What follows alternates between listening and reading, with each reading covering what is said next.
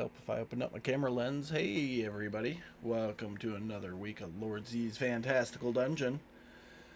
With me, your host, Lord Z. Let's do some introductions. I feel like we haven't done those in a while. Mike. Okay, hi, I'm Mike. I'm playing Godric, live player. And Brad, who's inspecting his cat's butthole, apparently. Oh my god, no. Hello, Yeah? Brad. This is Look, Dad, look! Oh my Hey, god, no. He's so cute. I licked it off, Dad. I licked it off. no, he definitely did not look at all. It's a furry little That's exclamation point. somehow worse. Please stop. A furry exclamation point. Anyways, Brad. Yeah, you got it right there. Yeah, no, I got it. When it becomes a question mark, something funny's going on, right? He likes it though. Anyways, yeah, I'm Brad. I play Shannon, the bugbear, sneaky guy. With a 12 pack, apparently, now that I look closer at your token. Pam. Fuck shit. Hi everybody, I'm Pam. I am back being Miss Holly. She's a half-elf sorcerer and she was gone for a while and now she has returned from the portal and she's back at home. Back at the Hell orphanage yeah. where it all started. At least with her life. Not with the game, but with her life and past and yeah, that's it. Hell yeah. Fitzy. Hi, I'm Jeremy. I am playing Sir Fluffy Butt, the winged unicorn, in all his deathcore majestic glory. Also, I'm playing Fitz Chivalry, the Azamar Paladin, owner of many, many fine, slightly used orphans. And sometimes I turn into a bear. So, Just yeah, about it. casually throw it. Sometimes I turn into a bear. I like it, though. Yeah, so we left off last week. You guys, got back to, sorry, I gotta pull up the world map. Lots of names. Feel it. Helet in Libishur to the orphanage where Fitz hails from. Well, the village. And had a wonderful evening of merriment, food, drink, introducing Madame Pompey to her daughter Nord, introducing bear bodies to each other in the woods. That'd be worth a level up right there. No, Reunited a family. no. Close, but no. You throw in the bear scene. I know you've been waiting forever to do that one. I got that shit on Baldur's Gate 3, so that was just a repeat. Yeah, and ever since you've been wanting to put it in. Yeah, well. That's what she said. Oh, good thing we have an adult content disclaimer on the. Today's gonna be spicy from the looks of it. Apparently. Between blood holes and other things. But anyway. Yeah, did I miss anything important, you guys? Between buttholes and other things. Other things. I think there's a name for that, but we're not going to go there today. Ain't something we need to talk about. Hey, just saying. Oh, Anything cover your ears, honey. anything I missed of that you guys can think? No, that was really about it. Yeah. We're sitting around a table eating, discussing what we're going to do next. I mean, we decided officially that we're gonna go after this thing. Yeah. Don't know when, but we decided that at least it's been established that no matter how dangerous it might be, we're gonna go Yeah. Yeah, that's where you guys had left off, is you were kind of discussing next steps and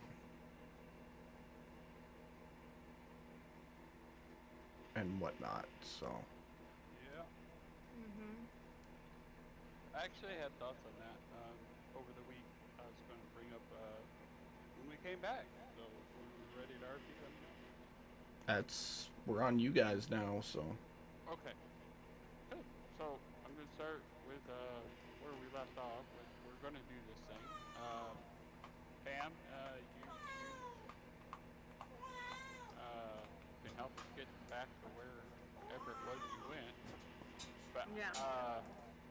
I would suggest before we do anything that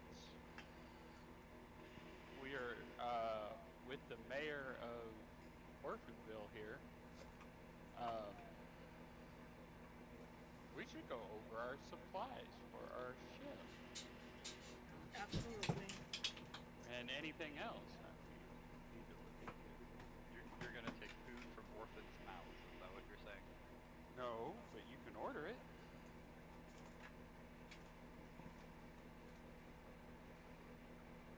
I heard take Right. food from orphans' mouths. Let's go.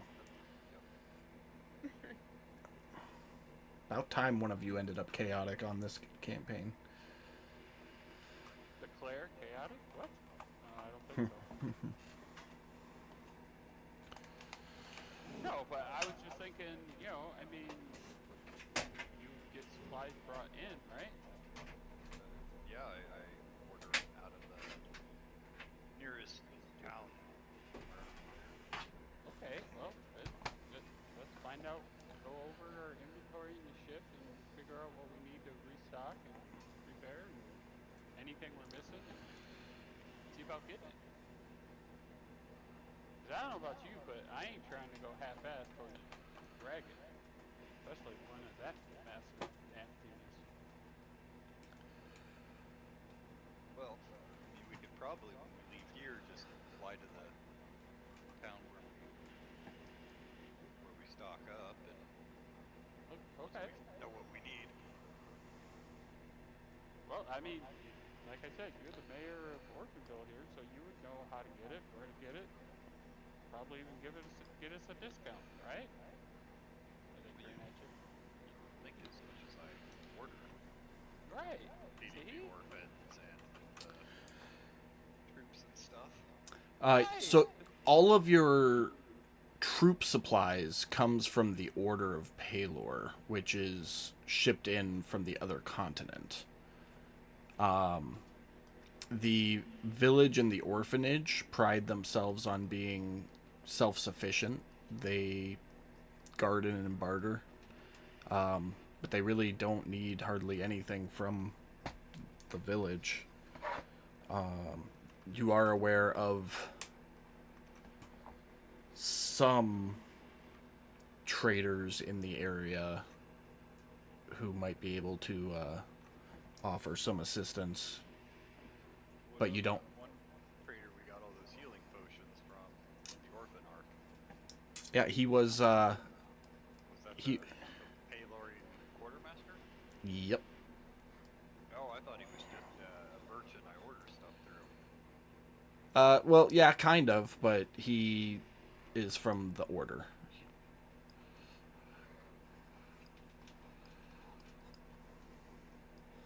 Okay.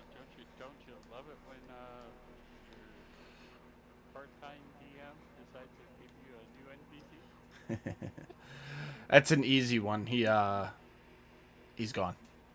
He went back to Mercia to fill the next order. Or at least that's what I'm gonna say. For now. There's a whole merchants area there with plenty of tents selling all sorts of stuff. Well, I mean, you order things, get things for the Palorian order and whatever. So like, you would know where we can go to get the things that we need. I guess we should start with taking inventory or checking with B on the inventory of the ship. Yeah, see if he has a list of Yeah. stuff he needs to be able to cook. Yeah, at this for how long since we've left the Astral Sea? It's been about a week since you guys got back from the Astral Sea. Yeah. So, check food supply, see what's rotted, pitch anything that's been, get count on what we actually do have since we've been eating, restock. Check with the Treeborns, see if there's anything we need for ship repairs. Maybe some extra sails. I, for some reason, in the back of my mind, think it might be a good idea to have extra sails. Possibly. I mean, I don't want to metagame or nothing, but I know a guy who wishes he had extra sails on his ship. Sounds like somebody's got some PTSD.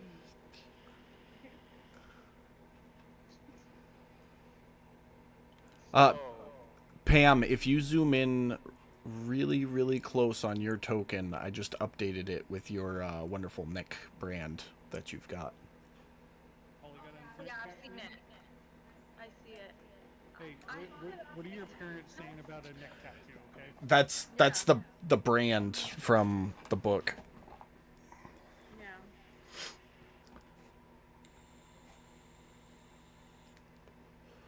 watch you move the token, but the brain don't move. Typical white girl shit, getting a random hieroglyphic symbol somewhere on her body. It's Um, cute. but yeah, so and then once we get everything restocked and cleaned up and fixed up, and we'll plot a course with what knowledge Miss Holly has on the whereabouts of this thing, and we'll ship out. Unless you guys, I mean, I know y'all just got home. I guess we could spend some time if you need.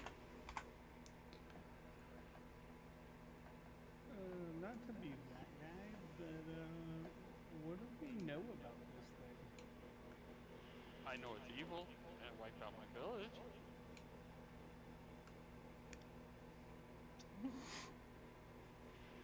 That's not gonna help us kill it. I mean, look at what we've been through. Like, we didn't know half the shit that we've gone up against and killed. So, I mean,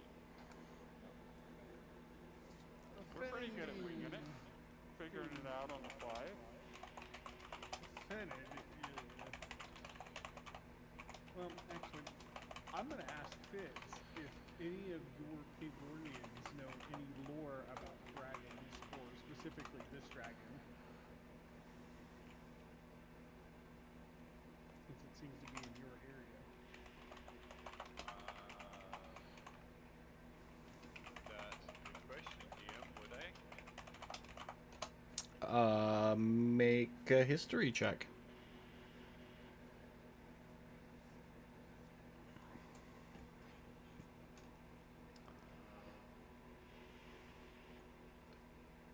I mean, at some given point in time, I vaguely remember after action report that came across. According to the report, if I remember correctly, it was just a necrotic dragon. Pretty standard, but it was an adult, so But I mean, like, is there anything specific about this dragon? Like, any weak points? Uh, If I go and shoot a bow at this thing, is my arrow just gonna go? an adult dragon. Fitz, you know general information about dragons. That they vary in strength and abilities depending on how old they are. And without knowing exactly what type of this dragon is, you don't know what it's packing. I was a kid when it destroyed my village, so I mean, I wasn't exactly on the front line to see what it was doing. I was actually doing my chores in the silo when it came along, so I didn't see it per se. I just know it happened, and little bit of information I've gathered through whispers and whatnot.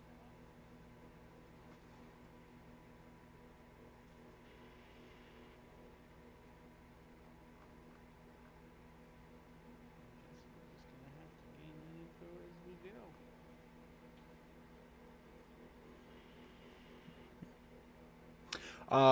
Heads up, everybody, I forgot to put this out before the game.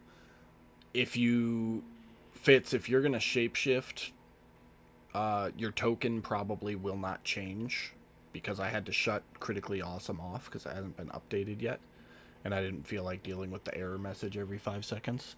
That being said, your aura effects will probably have to be calculated manually as well. I know it says they're applied to everybody, but that doesn't mean it's working. So, just anything like that, any of those wonderful fancy things that we have been reaping the benefits of, we have to keep an eye on. We may have to do them manually. Fair enough. Sounds good. So, Alright, so let's. I mean, if any. I understand Ben wants more information on the dragon that at this point we don't have, and I'm not sure. I mean, we can head to the what, Keith Castle, wherever it is that I come from. I'm sure they'd have more reports on it that maybe we haven't seen. from Harthen. Yeah, it's a shot in the dark, but Well, it's on the way to where you guys need to go. okay, well, we hadn't determined that yet. But yeah, okay. Nope. If you look at the world map, I'll recap it. When Miss Holly told her story, she sailed down to the mountains somewhere in this area of Lothran. Okay. So that southernmost mountain range, somewhere in that area. Okay.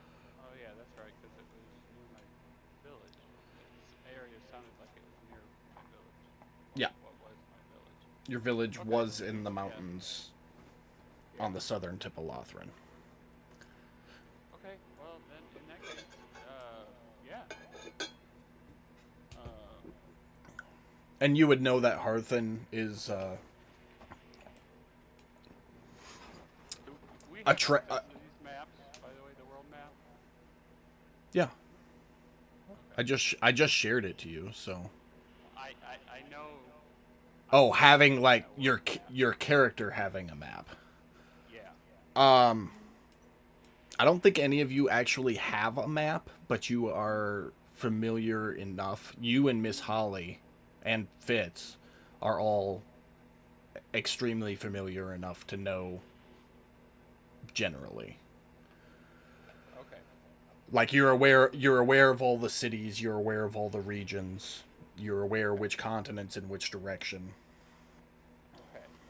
So with that now, armed with that knowledge, I would, because I know I'm not from Livershire. Um, I'm from Lothran. So I would essentially rely on Fitz to know if it would take too long for supplies to be ordered and brought to us at Helip, where can we go to pick up things for the ship, or is it all in? Like I would know about the Libishur. Darkwood. Yeah. Yeah. You would know about Harthen being the capital of Lothran. That is a huge trade city. If you had to wait that long. Yeah. So, and you guys on the ship map, you have access to what you have in the ship inventory. Yeah. Well, and I mean, here there is, there's Embercourt, Red Moon,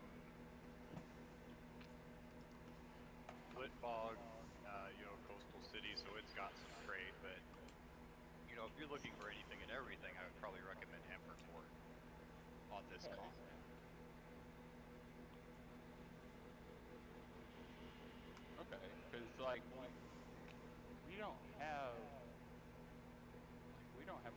ballista on our ship?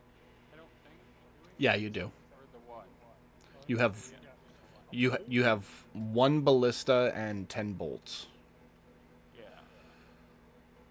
So I think Mike's got a little Sunday PTSD. yeah, I really do. I ain't gonna lie. That's good. That means Sunday is a challenge. So, but yeah, So Lyra's inventory, that's completely up to date, right? Yeah. as far as we know, I mean, I've done my best to keep it up to date. okay. So I mean, basically, what I would suggest is before we leave here, stock up on, we can buy from the orphanage, meat, vegetables, the food stuff, so that B can cook a wider range of foods for us. Yeah. But Much so, plenty much so. but We drink that a lot. otherwise, I would suggest heading down to the southern coast and hitting that place and hitting up the bazaar. Okay. They're gonna have everything from toothpicks to magic swords and everything in between. You want an ostrich? Probably get an ostrich ride. Alright. Maybe for B, not so much you, but Yeah, well, maybe we No, can find you a dire ostrich. we definitely need, could definitely use some mounts. So we don't all have to travel on foot besides you. Alright, so let's do that. Let's head to the ship and check in with the Treeborns and D and see if there's anything recommended and anything we need, and Now, head down to where you say we need to go. one other thing we need to do before we go,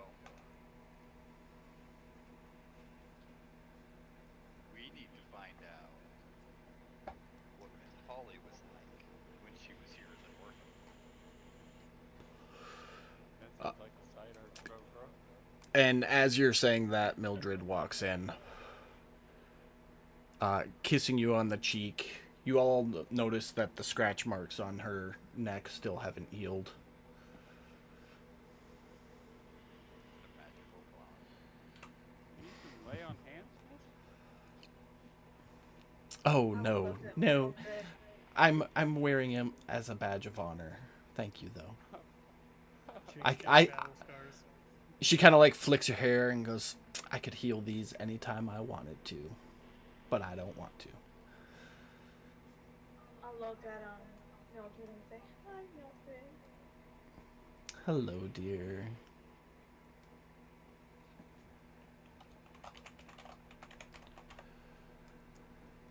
So, what's the plan, everybody? This is Mildred talking. Yeah. Apparently, Miss Holly had an interaction with a great evil of my past, so we determined we're going to vanquish that evil to make sure it doesn't do to everybody else what it did to me.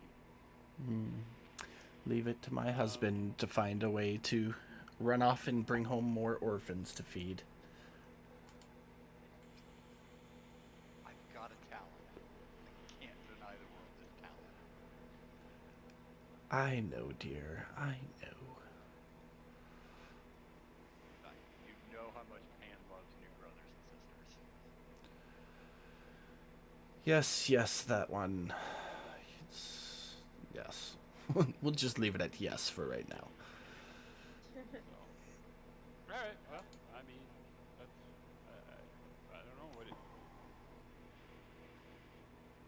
guys need more time to catch up and reminisce, or what are we doing here? 'Cause you know me, I like to stay on tack. I like to get going, but By the way, I, Miss go ahead. Holly here has lost her memories, and during our trip, just remembered while I was talking about you that she used to live here. And Oh, it's we are all curious about that. Maybe it's just me, I don't know, but I'm gonna say we because I like to feel like part of a group. it's Gonna not lean over. it's not surprising that she doesn't remember being here. She was barely a youngling at that time.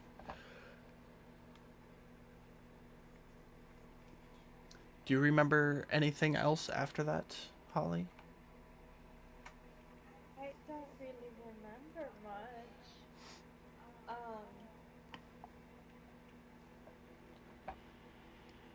I have like weird visions of running away, but it wasn't running away because I wanted to. I remember running away because it was some danger.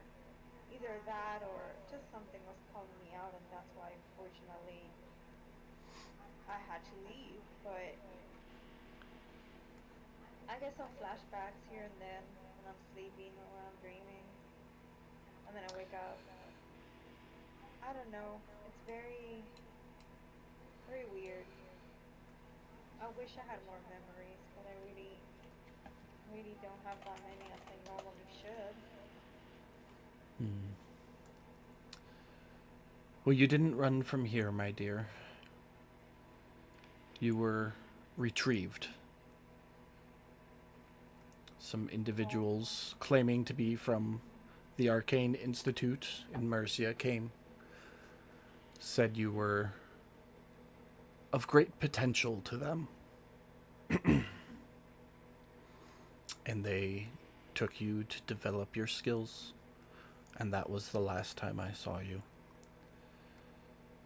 well, that seems familiar. I think in my mind I just made it up as I left willingly, Um, other than being taken.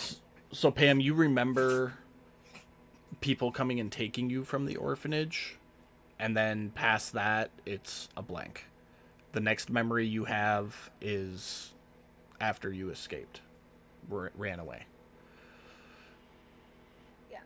So I'm technically confused on the thoughts of when I ran away, when I was taken, etc., etc., etc.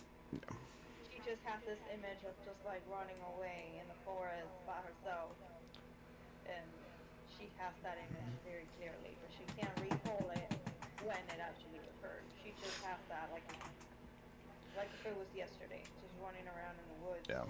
scared, terrified, and just Yeah, no, your memory goes from you were like 8 or 9 when they came and took you from the orphanage to you're 14, 15 running through the woods having escaped. yeah, And you don't remember anything in between that.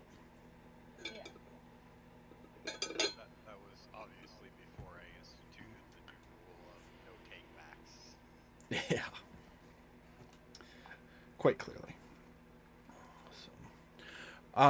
Well, getting back in touch with B in regards to the ship, you guys can see the inventory. He says, some vegetables and things other than rations would be great, but not necessary. You still have the one thing that's not on there. You guys had a shit ton of Kandori meat. Something like 30 pounds left, I think. So that's the only thing that wasn't on that list.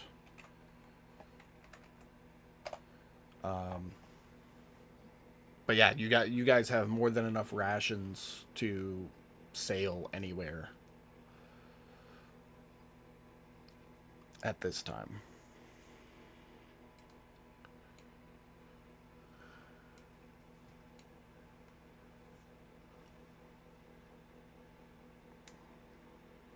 Right. Well,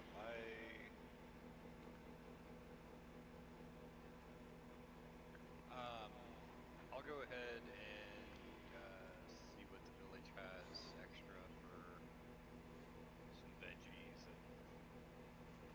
Okay. things like that. Buy that off of them for the ship. Then I don't know. I still recommend we hit like a major trading hub and visit the bazaar. Force Jacob to do a bunch of funny voices that he apologizes for. Oh, I'm not even gonna try to do the voices. I have too much going on making up the fucking shops. Hey, Fitz.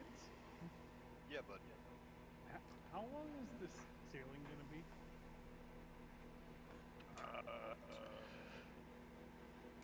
be? So Jeremy, when you look at the world map, it takes less than a day to sail from Embercart to Hearthen. If you leave at sunup, you get there shortly after dinner time. So that's your scale for this map. So this is 9-10 hours of traveling.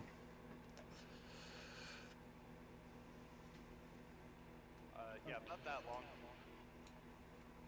So, not you're- anywhere close to a week's worth of travel. No, you're looking like 2.5 days to Embercourt, three days to Hearthen, and that's on the sea. That's not in the air. So it also depends how you guys go. So like a total of like 3 days. If you're actually sailing, yes. If you're flying, less than that, but I don't have an exact amount right now.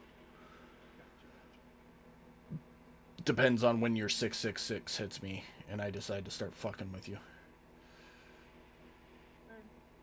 You gotta admit that was a pretty good roll though. Even 666 across the board. It was something for sure. So, are you guys heading out? What are you doing?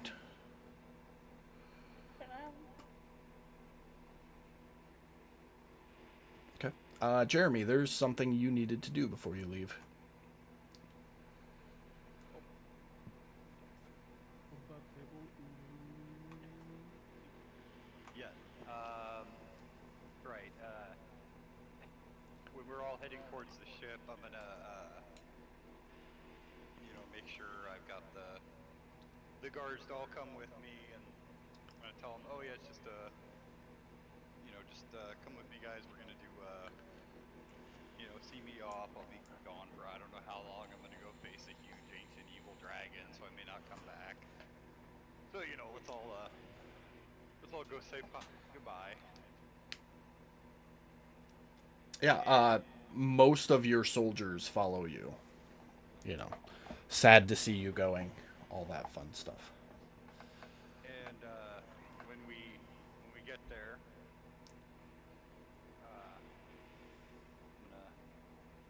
I'm gonna kind of be standing there. Well, everyone, have a very important announcement to make. I was recently in contact with command from the Palorian Order on the other continent as we were killing just an absolute shitload of drow. I mean, they have got major infestation over there. Knocked it down, thankfully. But while I was there, I found out something very interesting. Nord, could you come up here? I need to see you. You spot Nord at the front of the crowd with Madame Pompey, like holding onto her arm like an old lady would to get assisted walking. And she kind of pats her mom's hand for a second and then steps up. I'm gonna reach into my inner pocket or wherever the hell I would put those things. Going to whip them out. Open it up so that everybody can see. This letter here, and it was Captain, right? Yeah. Okay. This letter here certifies that due to her valor, her honor, and frankly just putting up with me and my shit, has earned her the rank of captain. So just like we see the greatness in her, the entirety of the Pelorian Order see this. And they wanted me to recognize that, to give you this, and to let you know you'll also get a small little pay bump. Also, he wanted me to tell you that if you ever decide to go on your own, they will have a selection of... They'll have an army for you that you can lead yourself. I told them that you would never do that to me because obviously I would in no way be able to run this without you.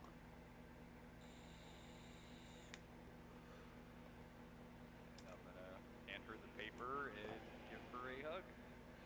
As you begin putting the new rank on her and handing her the orders, all of the soldiers snap to attention, as is customary with promotion ceremonies. And as you hug her, they all erupt into cheer and applause. And she looks up at you and goes, "Well, you're right. I don't plan on going anywhere. Somebody's got to keep these rascals in check until you get back to take over, but maybe someday." Seriously, don't leave me. I have no idea what I'm doing without you.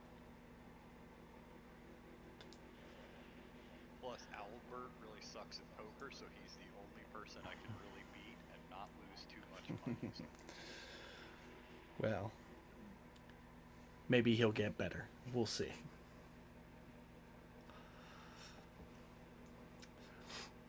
I'm gonna stand at attention, salute her.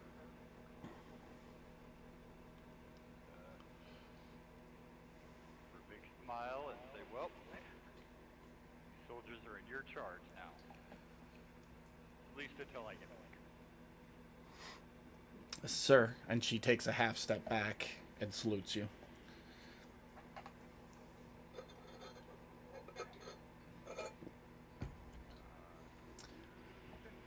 Yeah, they happily gave up.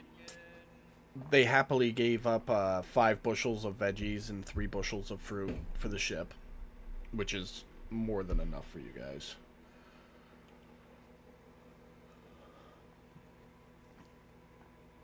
Everybody good? Anybody else got anything?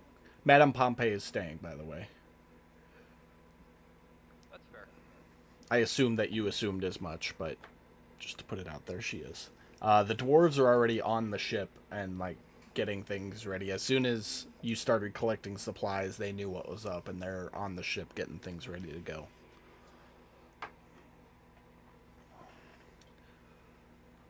As you approach the ship, you notice that the stilts that they quickly crafted in a day for land landings have been reinforced and improved upon.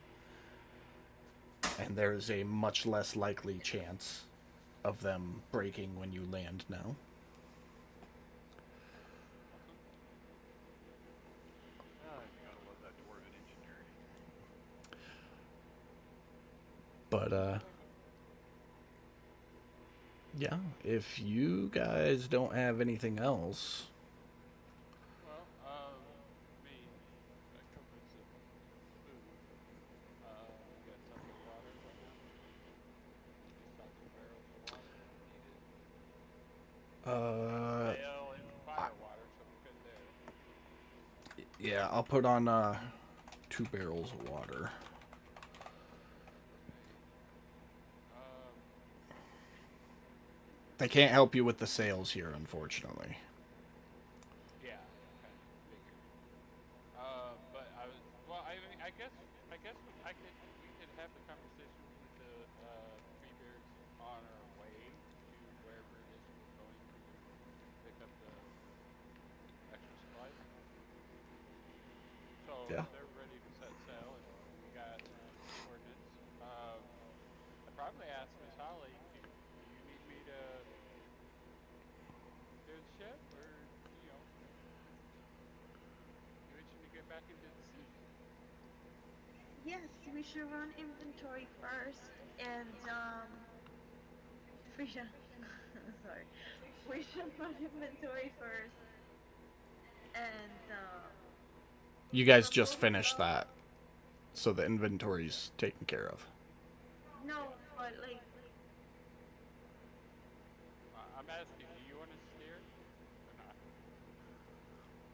been a while, and then I'm gonna look at It's been a while. Sorry. I'm gonna look at Misty and say,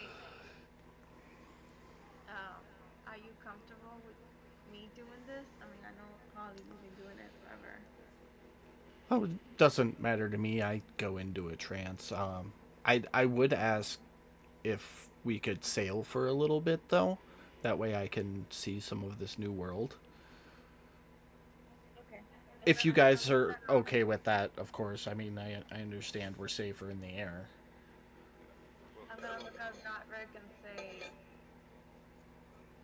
when I mean inventory, I mean be ready for war inventory. Yeah. Well, we'll pick that stuff up from wherever it is that we're going. Okay. And then I'm gonna look at Misty and say, okay, if you don't mind, I can sail and take the lead. All We'll right. switch turns, and that way, Misty, you can rest a little bit, and it's not so exhausting for neither of us. Well, from Hewlett to whichever city it is we're going to for supplies, um, it's mainly going to be over land, so it's going to be flying until we get there. But once we get our supplies, we can touch So down in the water. that's what I was waiting on. Was you guys telling me specifically where you were going? Because Embercourt and Hearthen are both valid trade hubs, Nice. and it's only like a 9 hour difference. Okay. Okay. Well, once again, we're relying on Fitz's knowledge with gear. Because this is once again, like we have an idea. You said we have an idea, but he actually lives here, so I mean, we're you're looking for comparing hubs. red apples to green apples. They're both the same thing. They're just a little bit. They look different. Okay. Well, is there which ones now? Embercore? Embercourt or Hearthen. They are both massive trade hubs. You can find pretty much anything your heart desires within reason before you start thinking antimatter rifles and shit. I guess Embercore. It's just a matter. That was a Wednesday pun. It's just a matter of which country you want to land in because they are two different countries. Okay. now Embercourt, I do have a reputation in this country. I don't know if that will actually get us anything, but Well, your reputation with the leader of Libishur is one of fighting for the woods and your wife. And yeah, you built some rapport by slaying hordes of undead, but the last couple years before you poofed was spent fighting politically against Lorat. And you don't know if anybody else knows about Lorat. So there's some tension there. Whereas in Hearthen, Holly and Godric, you are essentially officers of the court or emissaries of the court. Okay. I mean, I guess we'll just head down to her then. Okay, so with that in mind, let's.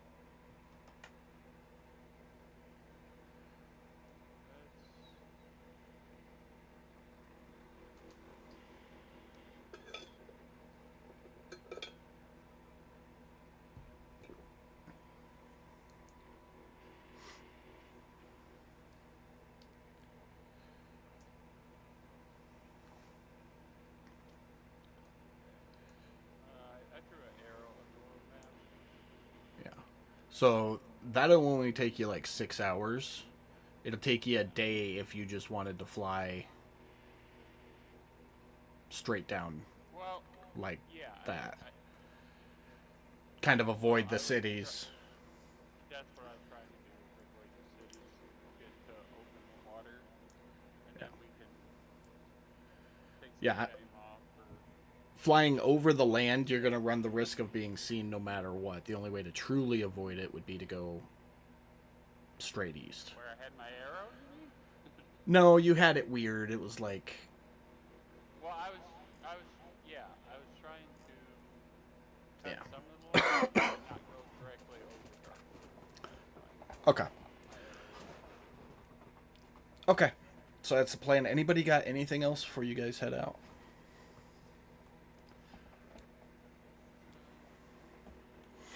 Okay. Say goodbye to the kids. Yes, and everything, but nothing. Okay. Fitz, make a perception check. Swear to God, if Pan is sneaking onto the boat.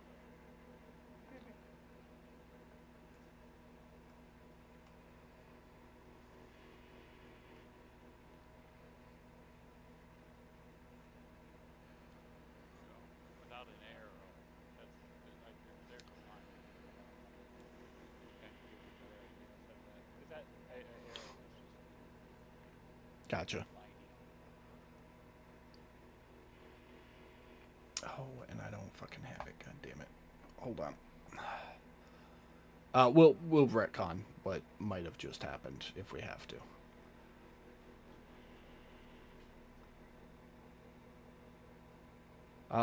Okay, so you guys like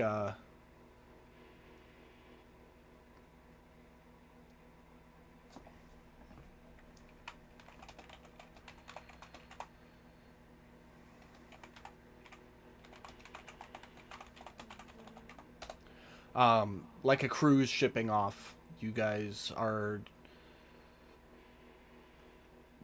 depart with goodbyes and waves and soldiers throwing their caps in the air and all that good old stuff. And you set off eastward very quickly, getting over the water, turning south, seeing Darkwood and its rising spire in the distance, before setting down off the eastern coast of Darkwood, about there. At which time Misty comes out and oohs and ahs at the coast as it goes by. Is there anything anybody is doing while you guys are traveling?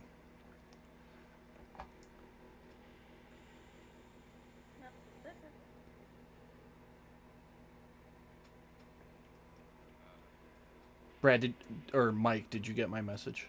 Yeah, I got it. Okay. Appreciate it.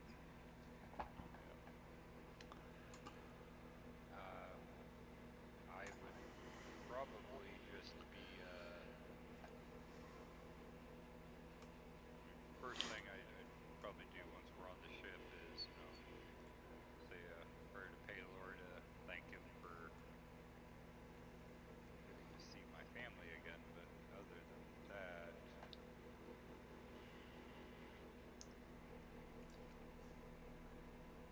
Okay. Roll a D100 for me.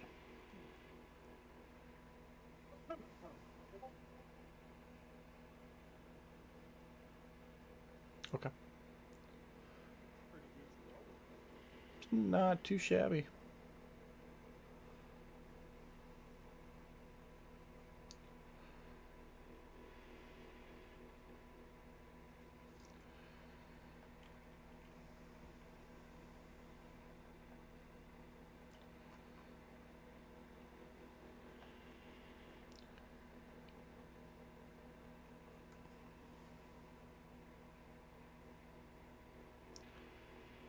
Anybody else doing anything?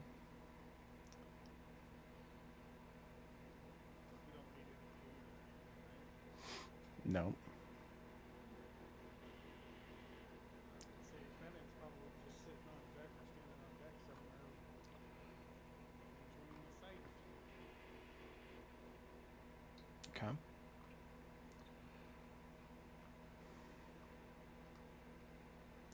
Sorry, guys. I am having a fucking issue with this process right now.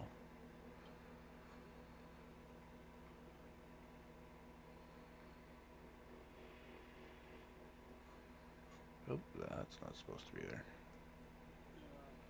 Makes sense. Remove that from going through my characters. I would be happy to if I could. Well, let you? Get the out. I'd have to kick you to do it. Kick me. That's fine. I can come back. There you go. That actually worked because I needed that, and that's what I was struggling with. There we go. You needed us to sing Baby Come Back? No. Yeah. That's fine. Before you left, Fitz, when Pan was hugging you, you would have noticed him trying to slip something into your pocket. Did he? Back of pot. Oh yeah, he did. He did give him a little pocket or something. No. Would probably Go ahead. I probably would have let it go. You know, just like, okay, yeah, let him think he's sneaky. Look at him, so cute. Okay. And then as soon as we were out of sight, I would have checked to see what he just did. Because he's so cute, but Was it the drugs? was it what was left of the pot that Krug stole? He gave you his cook's utensils. Oh, my heart. So there's like a nice butchering knife and a spatula. Just things to make it a little When he bought easier. those 2 sets of them in Darkwood, I think so, yeah. That's he was so proud of himself. He bought all those spices and the cooking equipment. Yep. But he, Cookie. you recall how much he enjoyed cooking for you, because being out in the field for so long, coming home to really well cooked food was always a highlight of your day, seemingly. Pancakes. Cakes. Those was no joke. All right. Well, now that we got that taken care of, I can focus again. So nobody's doing anything.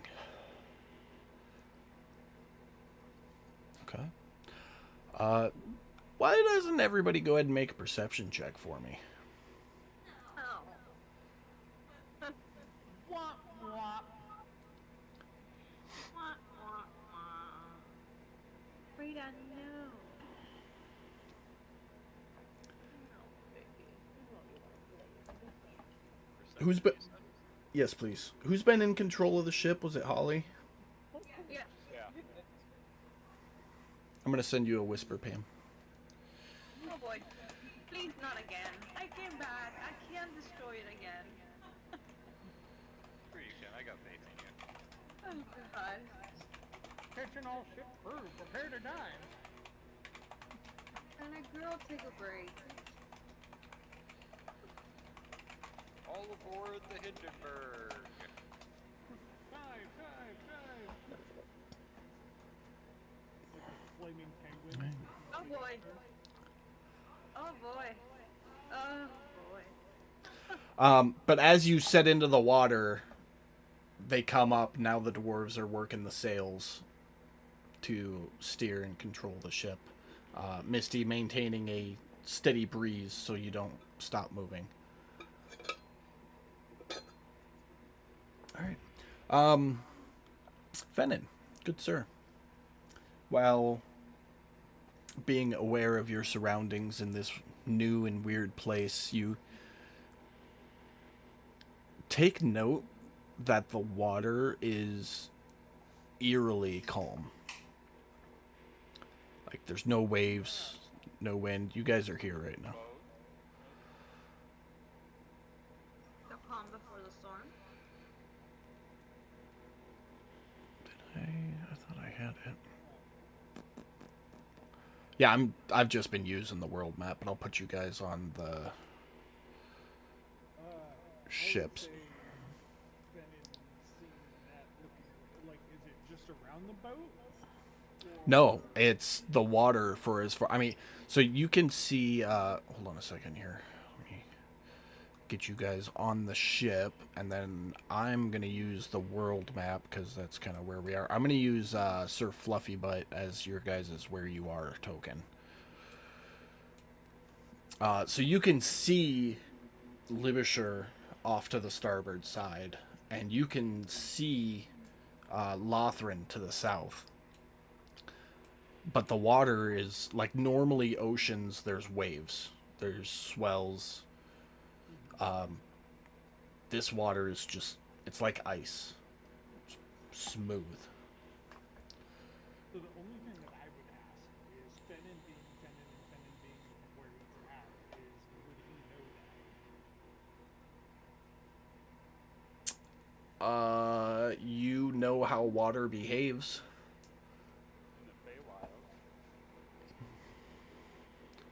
So to you, it's fucking weird, especially on an ocean.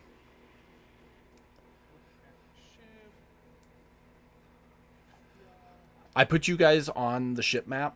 If you want your token to be, if you want to be somewhere specific, go ahead and move your token. No, this works out.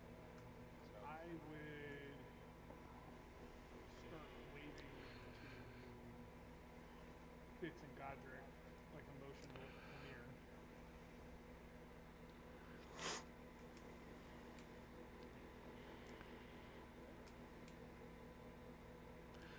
Walk over. And of course, Miss Holly, you're aware of all of this because you Yeah. see it all in your mind. Yeah. Bennin is going to look at the two of them and say, does anything look out of the ordinary to you guys?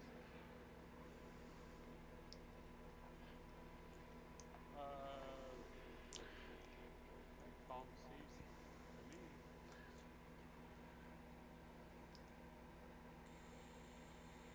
Fitzy?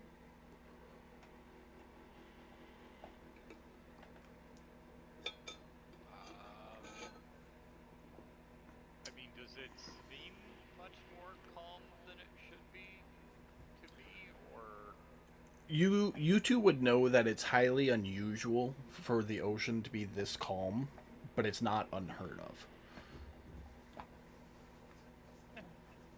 So Bennin would point out the ocean and say, I don't know how water liquids work in your world, but that's not common for us.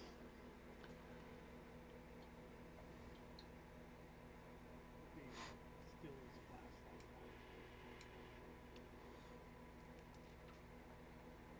I mean, it's rare, but it's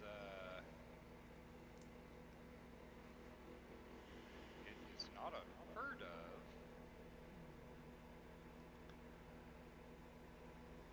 It does kind of make me a little leery, but we'll just keep an eye on it, and I'm sure it'll be fine.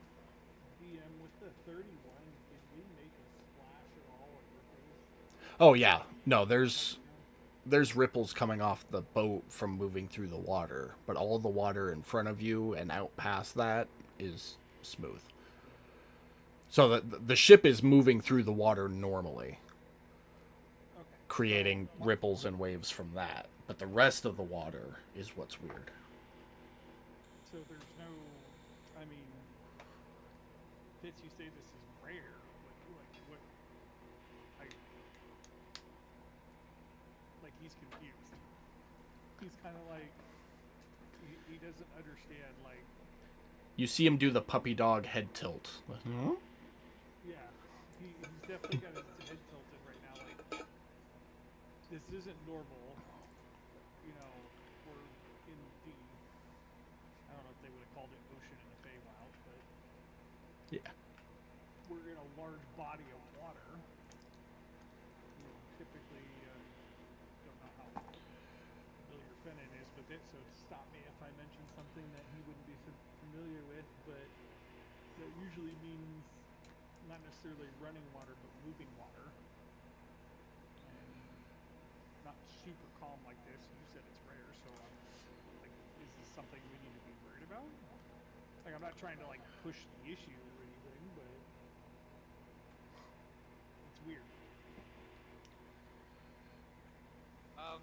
Yeah, like I said, dude, it's not something you see very often, but it does happen. Um, the only thing I can really suggest is keep an eye out. Maybe check with Misty. He's kind of the elemental expert here. We got Misty out of the fade though, right? Yes. But maybe she can tell if somebody's using weather magic or something like that.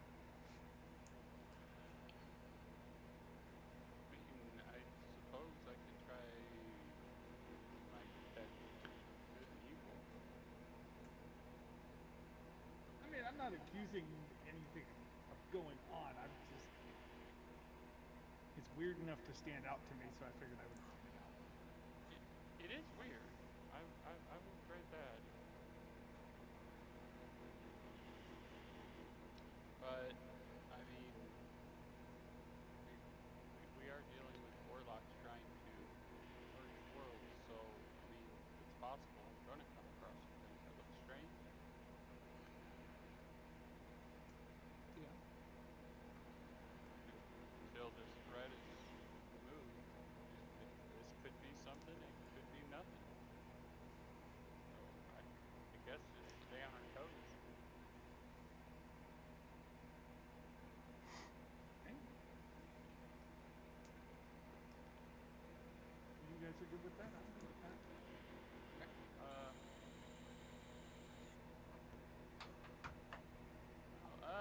Trevor! Call him Trevor. What's up, Godric? Hey, you got a good bird's eye view of the surroundings. Do you see?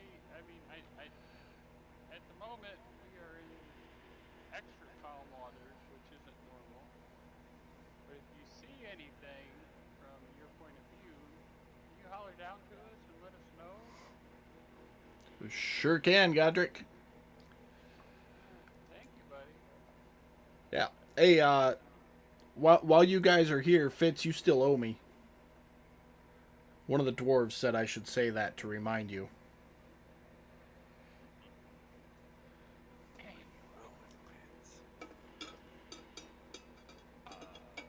Getting high. Jeez, Mike, can you roll your eyes any harder? Holy shit. Your whole head flung back on that one. Gave you a whiplash. I mean, that's what Godric's reaction would be. Fair enough. I mean, I've got nothing else. I'm not going to. Okay. Since you guys aren't freaking out about it, I'm going to keep an eye on it. And we'll see if anything seems out of the ordinary. All right. Will you guys continue sailing?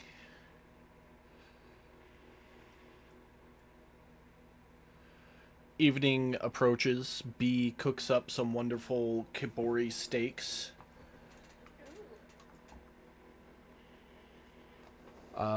Sauteed in its own blubber meat.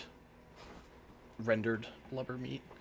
With some nice vegetables that are a little off. Taste-wise. What type of off? Like bitter?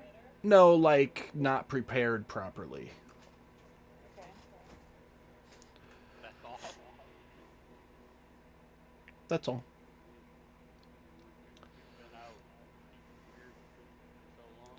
Yeah, my pretty carbs does taste a little off. He does come in at one point while you're eating and asks how everything is.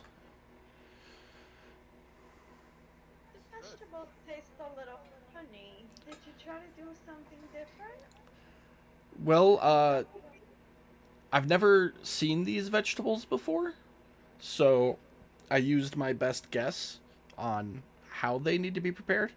Um, Open to recommendations if there's a certain way. Natural C, that's right. If I find I mean, anything interesting, I can let you know. They just tasted a little different. That's all. It doesn't help that I can't taste, so I don't know if they were good before I gave them to you. Yeah, no, absolutely. Just a comment. That's all. Yeah, of course, let me know the proper way to cook them, and I'll make sure to get it right next time for you. Thank you. Thank you. You're so kind. It's fuck, which one is it? Wisdom checks for anybody who wants to give cooking pointers. I didn't give it a try. The cleric isn't gonna make a straight wisdom check. I can, but I'm not a cook either. No, but you know food, and you have a high wisdom score. Didn't tell me that. No, I did I not. didn't count for it not to. So Fennon, Hell, even you Holly's better than me. Fennon, you kind of correlate. You're like talking like, well, this looks like this, so you should cook it like this, and that looks like this, so you know like relating it to your Feywild foods. And Fitz is like, no, no, no, no, no, no. You cook this like this or like this, and he starts like correcting everything and giving recipes that he probably stole from Pan. Yeah. Oh, oh yeah. And I've definitely like, oh, cook them like this because this is how me and Pan do it. Oh, and then cook it like this because this is what Pan discovered when we tried it like this because he made a mistake, but it turned out awesome. Okay, So it okay. just basically ends up me talking about my family and how they cook stuff. Chaos cooking can yield great results sometimes. Absolutely. All right. That's why if you ever go to a Waffle House or like a Perkins or any place like that, and you see the cook and he looks clean and sober, leave. Go someplace else. Yep. If that dude doesn't look like he's been high for the last 20 of his 17 years, you don't want him. Or if he speaks perfect English, step away. Yes. Yeah. You sound like one prison camp. As the sun starts to set, go ahead and move your tokens to wherever you would be come evening time. Not like nighttime, go to sleep, like the sun's starting to set time. So, post dinner.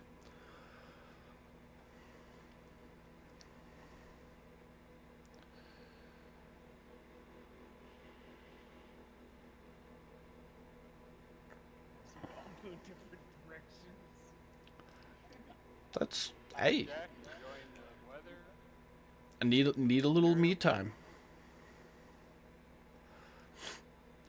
Fitz, are you going to stay there? Yeah. Sorry, hang on just a second. Somebody's vacuuming right here at my chair. It's all good.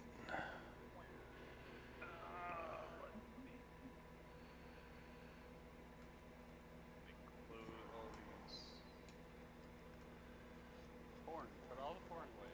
Leave it be me right now. You can pry it from my cold dead hand. Oh, there we go. No step, Pally. Well, you gotta go make it weird.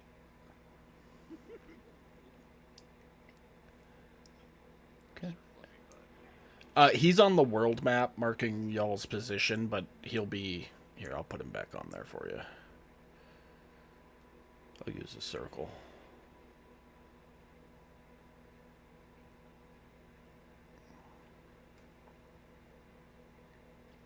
Okay, so I would be on the deck there, and me and Sir Fluffy Butt would be having a sword fight, him with his horn, me with my sword, you know, going through sword forms and stuff.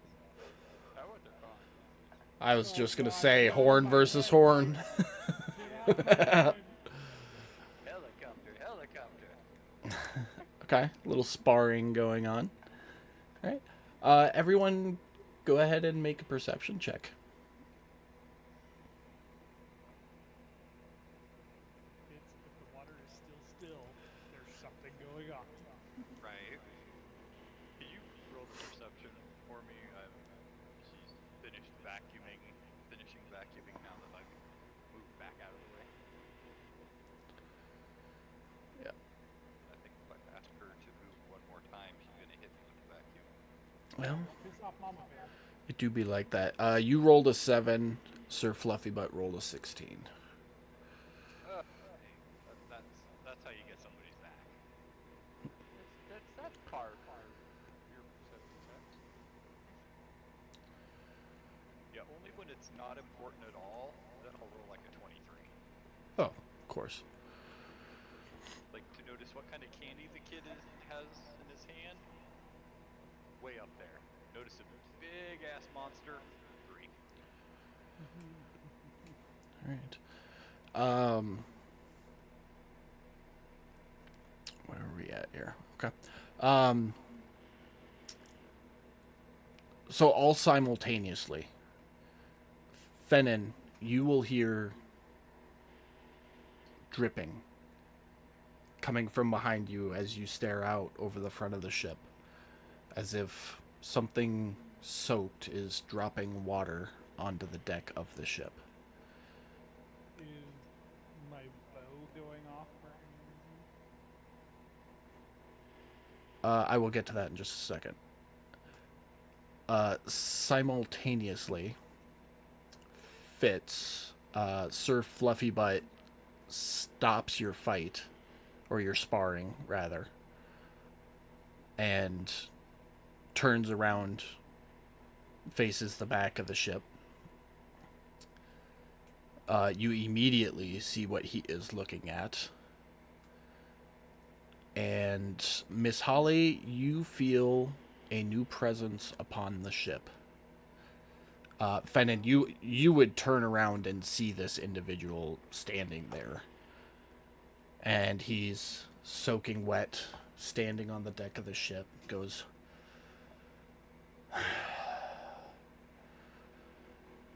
I recognize at least 2 of you.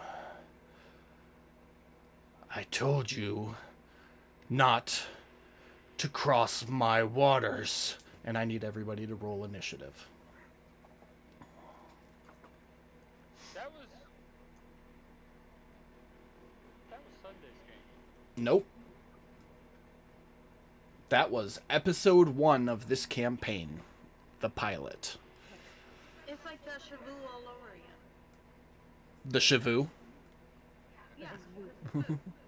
As we're rolling, Fennin's gonna yell out to Fitz, I thought this was nothing to worry about. That shouldn't be.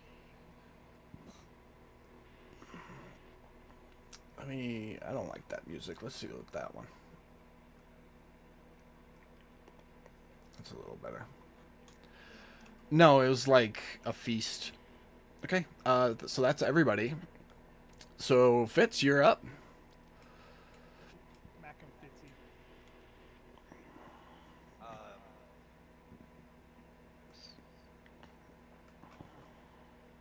So I'm gonna do an insight check Okay. because I have no clue what the fuck this dude is. And what are you trying to insight?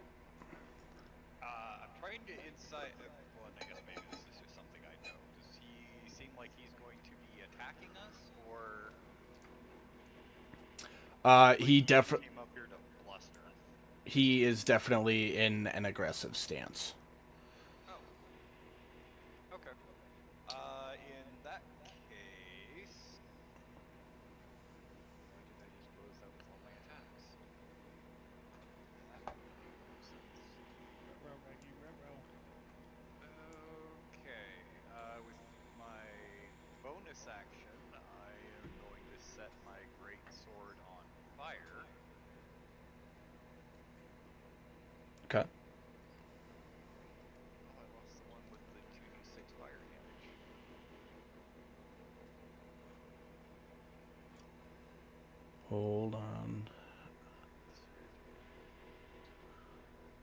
Ooh. Oh, you know what? You had that extra sword in your inventory, and I probably took it off. Oh, that could be. So let's do. Uh,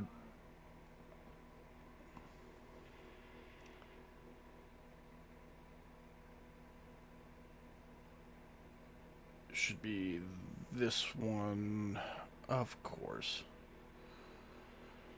I was gonna say, can you add it to just the great sword rod at top there? Yeah. Well, the great sword. Oh, it does do flame tongue, and that's 2d6 fire, right? Yep.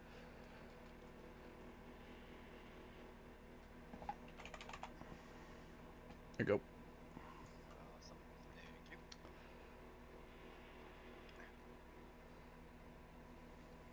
Okay, I am going to run up to him, ignite my sword. Say, I don't know who the fuck you are, but you do not threaten my friends.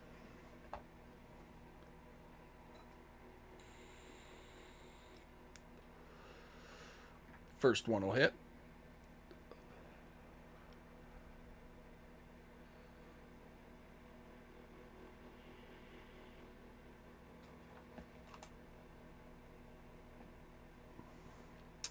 That'll hit.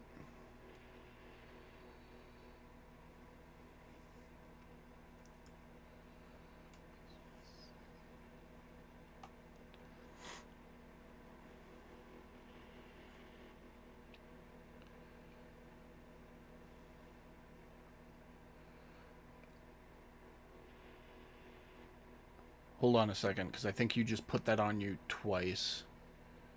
And I think your weapon's already... Yeah, your weapon's already coded for 1d8 radiant. Didn't add the... No, it looks like it added the 2d8 for the might.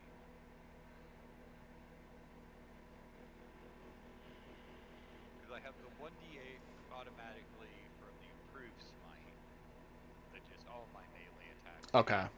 And then you added... 2d8 to that.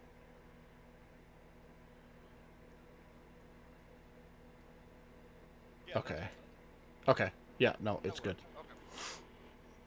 Okay. Okay.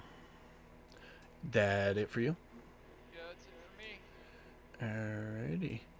At the end of your turn, this guy is gonna pop up out of the water. Ignore the token. It is one giant tentacle. But that brings us to Fennet's turn. Okay. Am I in dim lighting at all? No, there's still enough daylight. Everything's pretty well lit. Fine. I mean, it's evening time. It's sunset, but there's still plenty of light. Going to release an arrow. Well, actually, no, wait. I'm going to bonus action to use Hunter's Mark Okay. on whatever that squid guy is. And then I will release my first arrow at him. And you get advantage. Because I'm within 5 feet. He doesn't get advantage. He will get sneak attack if he hits. I think he gets advantage for the because he hasn't actually taken a turn yet. Yeah. True. That, yes. I knew it But was there that's... for some reason. Yeah, it's not because you're within 5 feet. That's because he hasn't had a turn Attack yet. if he hits. Oh, right. Okay, Regardless. Yeah. Yeah. Throw that, see if that hits. So that hits. So that should give him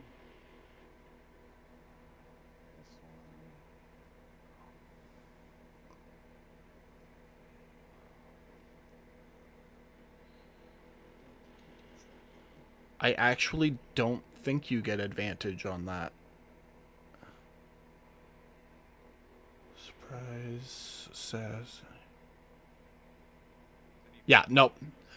He's got too many abilities. You get advantage because of the assassinate, and then you get your surprise attack, sneak attack, Sneak attack, and the hunter's mark. on this Yep. one. And then you'll get a second attack because you're dread ambusher, and you get to add that damage to that, along with surprise attack. That on him, and then I just need the hunter's mark. See, I've almost got this down. Almost. Almost. It only took me a couple weeks. Almost got it. Okay, so surprise, sneak, hunter's mark. Not on him. And then the next one should just be Surprise and hunter. Let's see if it even hits first. Umbral. Or not Umbral. And this one's not at advantage, right? Correct. So that does hit. So you get Hunter's Mark again, Surprise, and Dread Ambusher.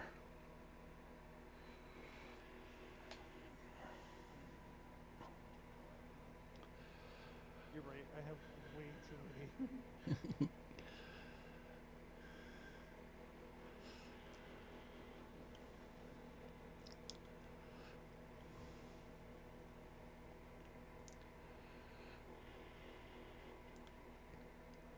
Okay. As that attack strikes him, you see the arrow strike him, and then his body falls into a puddle of water.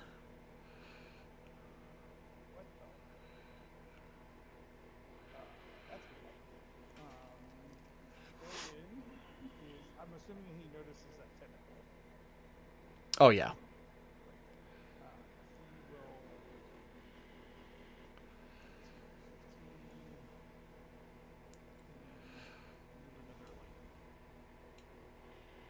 like 15 there to get behind some cover S. Okay. Whatever little cover the river gives him. Anything else for your turn? That's it. That's all I got. Okay. At the end of your turn, another tentacle pops up. Miss Holly. Hello, hello. So you were aware of him while he was on the ship, and you are not aware of his presence on board the ship anymore. But you don't know where he went. But if I step out, can I see the tentacles? You would have to step out 20, 25. So that's 30 feet for you right there. And yeah, you could see both the tentacles from there. Great. So I'm gonna do firebolt on tentacle first. Okay.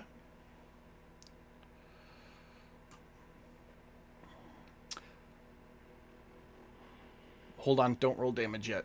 I don't know if I updated your damage on your cantrips. I think I did, but... Yep, you're good.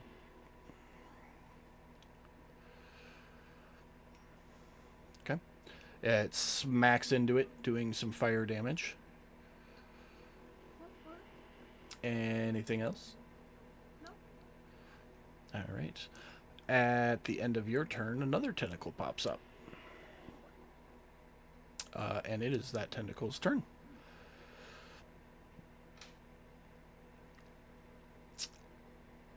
I need Sir Fluffybutt and Miss Holly to make dexterity saving throws for me.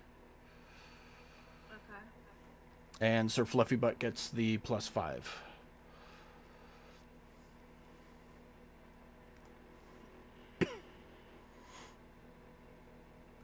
Okay, so Sir Fluffybutt is good.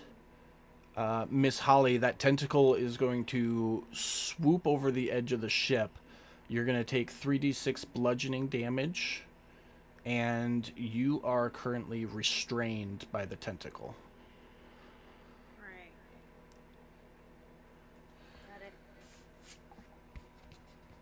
And restrained, just so you're aware, you cannot move. Attack rolls against you have advantage. Your attack rolls have disadvantage, and you have disadvantage on dexterity saving throws. For how many minutes? For as long as you're restrained for. So until that thing lets you go.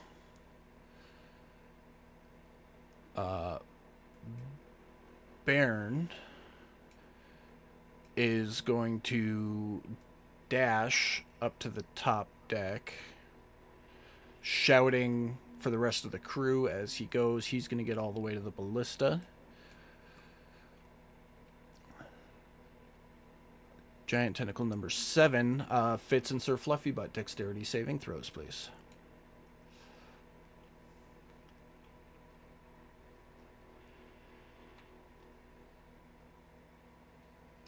Okay.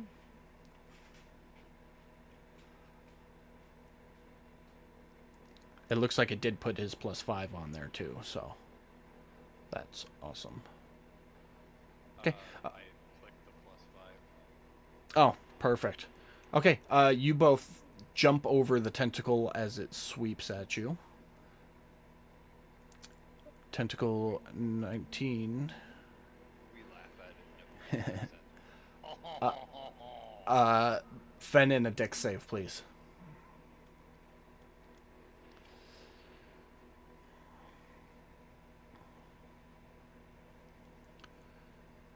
Yeah, fuck you. Sir Fluffy Butt, you're up. Alright. Sorry, that was Sir Fluffy Butt is going to charge at giant tentacle number 10. Okay. Yell charge when he does it in your French accent. Oh, George! There you go. Okay, so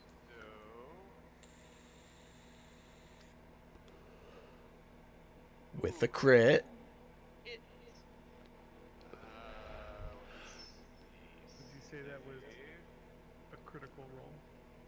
Okay, so don't worry about the save. Just roll the damage.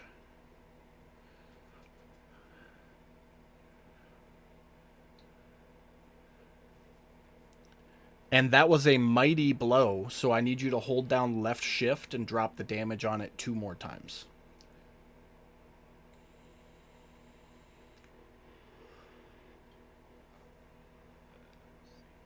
Hold down left shift. Yep. It's 1. Do it 1 more time.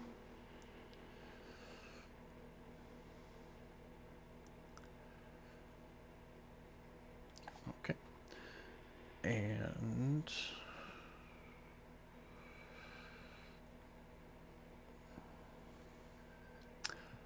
Miss Holly, you are freed.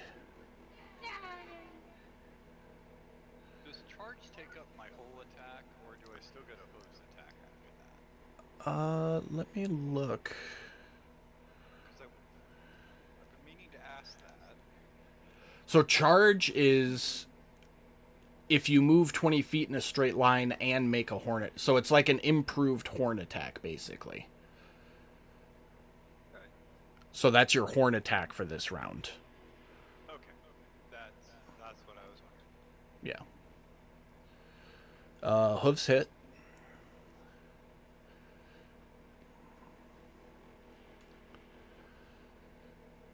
$10 points of damage. Alright. Anything else for Sir Fluffy Butt? He is going to stare down that giant tentacle with all the hate of the demons in the hells. Not that it can see him. Alright. Well, at the end of his turn, more tentacles, you guessed it. Godric. Okay, I'm gonna yell out, we need to get this ship in the air. Okay. And then there's 30 of my movement. Yeah, so I'm gonna put you right there because that's where you would be. Okay. So the last of my movement at the bottom of the steps, I guess. Okay, perfect. All right. So I forgot you get 40. I was putting you down there so you've got the distances right. But yeah, yeah. Take that mobility, man. I want to be a quick builder. Get where I need to be quickly. it's a Don't good die feat. on me. All right. So from here, tentacle, and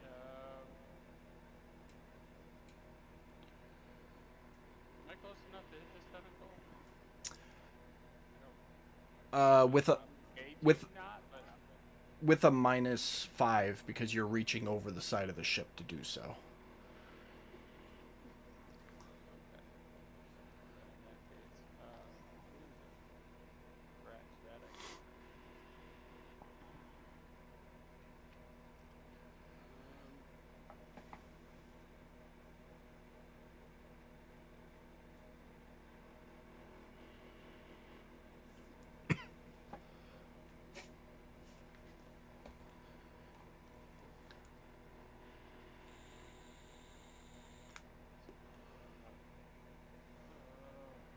Um,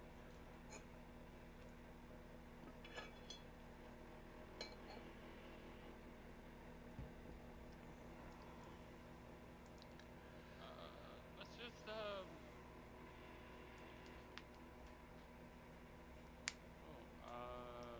my token for my spiritual weapon seemed to have disappeared. I was going to cast my spiritual weapon. Short sword.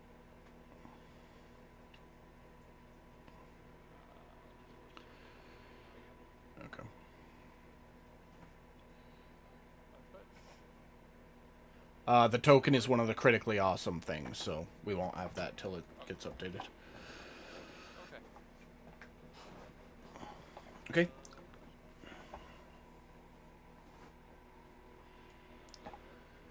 Tell you what, actually, I'm gonna put it right behind it. Okay. I know it looks like it's down to a D, but Yeah, I'm gonna hide him for the time being.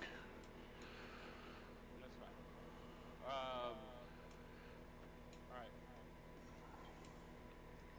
Even though I take a -5, will I still get advantage for flanking with the spiritual weapon? Sure. Okay. Okay, so the spiritual weapon's at its level. So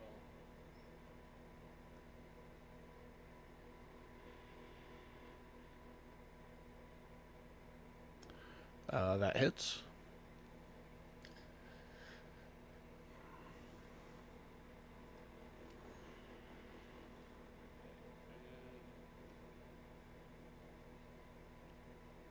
and I guess I'll swing at it with my hands.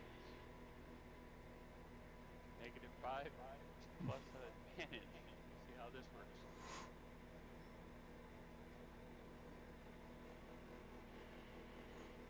It hits. Why are you -5? Because you're swinging a melee weapon over the edge of the ship. Oh, okay. Okay. So I'm allowing that little bit of reach, but there's got to be some downside to it. Okay, no, that makes perfect sense. I just thought I missed something dramatic. No. Alright. Fine, right that. This thing isn't, oh,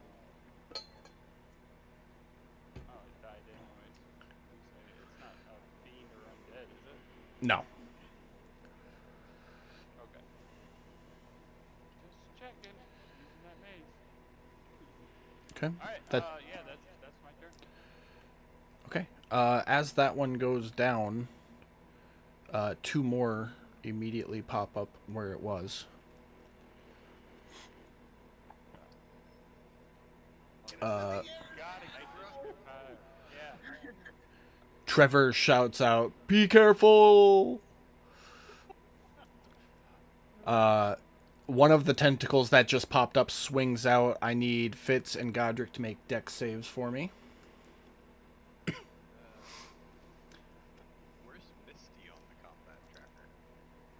The very bottom. Oh, she didn't. She didn't roll initiative. Oh, Misty. My bad. I clicked all NPCs, but I guess Oh, it doesn't. Misty. It doesn't treat her as an NPC. Sorry, I forgot the +5. That's point of break. Does Mildred need Okay. to roll? Mildred's not here. On the combat tracker. You, She's like a fucking fish in the water. I don't know. you are both able to aptly dodge the tentacle as it swings. At the end of that one's turn, another tentacle comes up out of the water, and you can see with the tentacles wriggling around it is the dude that was on the ship a second ago. Is he on one of the lower decks, or? No. I don't have a just top deck map, so he's in the water. Oh, okay. He's. Yeah. Well, it was showing +15. I thought that meant like he was 15 feet In the above air. us. Okay. No, he's 15 feet above the surface of the water Okay. right now. And he is going to So he's flying. he's being held up by the tentacles, and they're like wriggling around him. I need everybody to make a wisdom saving throw.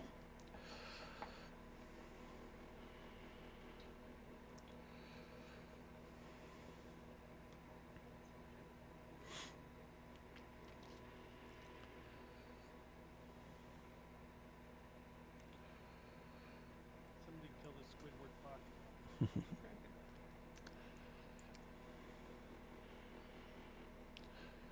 Is that everybody? It is. All right. Fennin, you become frightened of the unidentified creature. You have disadvantage on ability checks and attack rolls while the source of fear is within your line of sight, so anywhere on the ship. And you cannot willingly move closer to the source of your fear.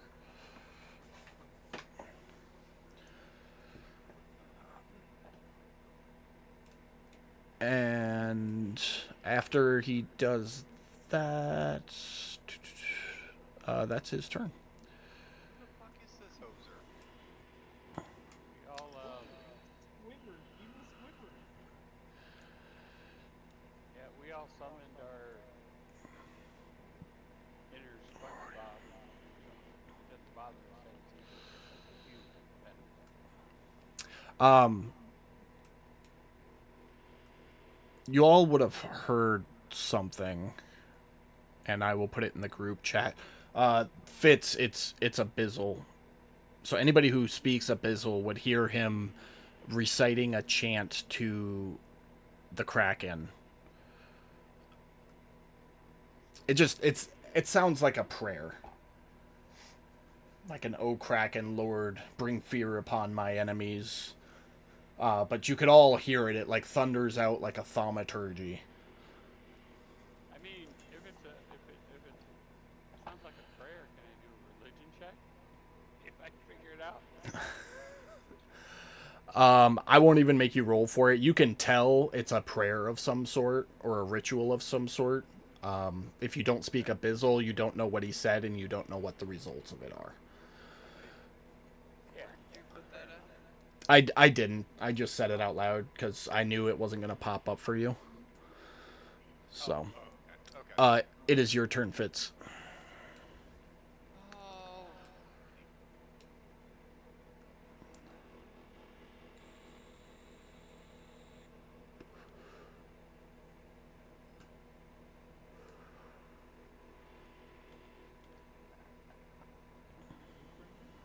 Fitz.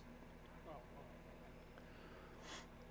okay. So it will be -5 for any melee attacks for anything off the deck of the ship.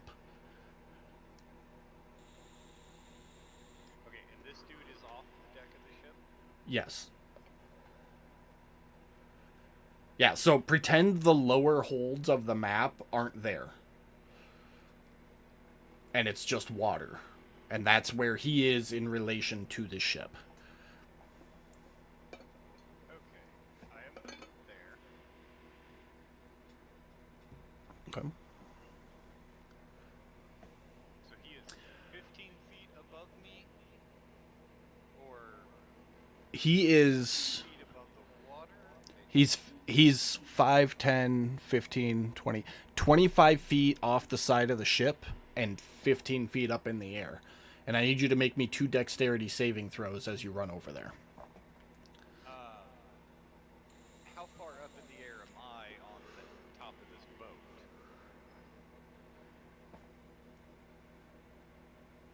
He's fucking math. 10 feet above where you are. And he's 25 feet off? Yeah. So he's like 20 feet, 28 feet away from you, straight line. 13, 14. It sure fucking did. So right there, you become restrained and take some bludgeoning damage. We can do this as a reaction? Mm-hmm. Fucking bastards. These are tentacles. They're like moving and thrashing.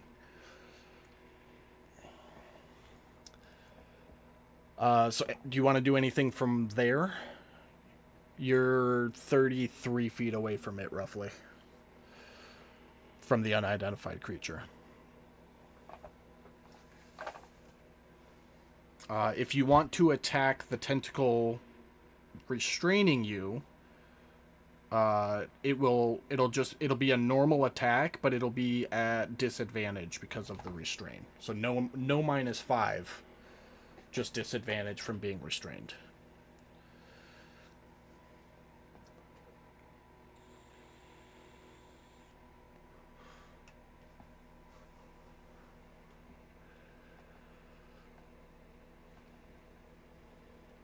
Okay.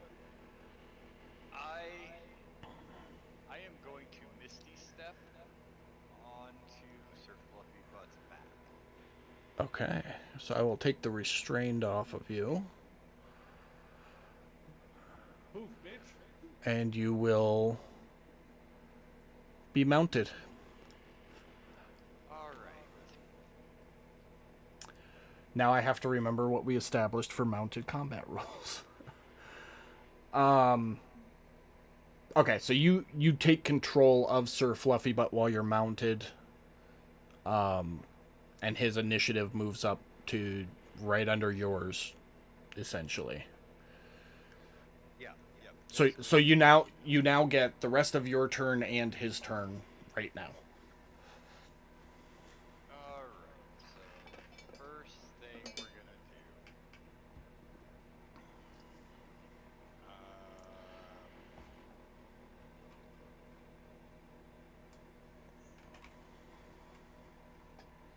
So if Sir Fluffy Butt takes off to fly, we'd have to do another dexterity save, right?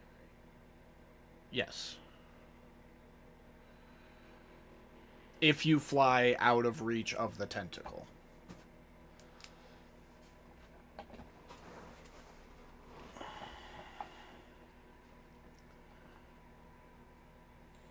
Okay. Yeah, so Sir Fluffy Butt will do a dex save. Okay.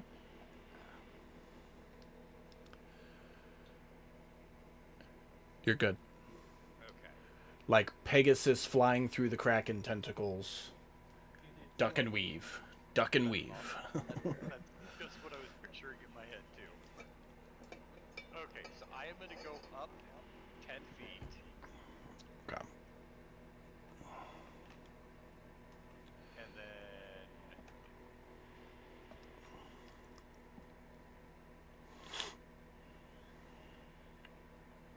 over 55, How much movement did I give him? 70 flight speed.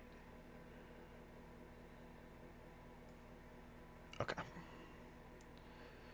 So we're going to put you, it's actually going to be 50 to right there, and that'll get you within melee range. Alright. Now, mounted gives me advantage on the attack. Why did that roll? The hell was Okay, that? so I'm going to have you roll that again. It's because the tokens are stacked, so I need you to drop them in the combat tracker. It is disadvantage against the unidentified creature because these tentacles are... It's like a bunch of little tentacles, and they're all swirling around him, kind of like a makeshift shield. The other side to that is if you miss him, you get to roll against the tentacles. Does that make sense? Did I explain that well enough? Okay, so how does that... So do I just roll straight then, since I would have advantage for being mounted? Or is So... that voided in this situation? So it's going to be at disadvantage because the advantage while mounted is because of the elevation difference between you on a horse and somebody on the ground, but that doesn't apply in this scenario. So it would have been a regular attack, but it's at disadvantage because of the tentacle shield. What is it? What?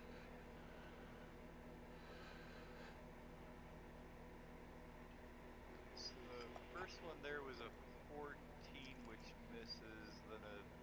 The unidentified. You swung against Fluffy Butt. Oh, I think you had Fluffy Butt targeted.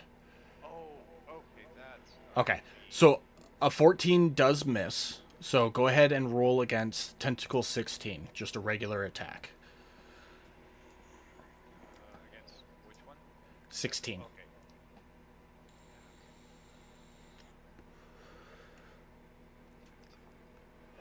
Right below Miss Holly.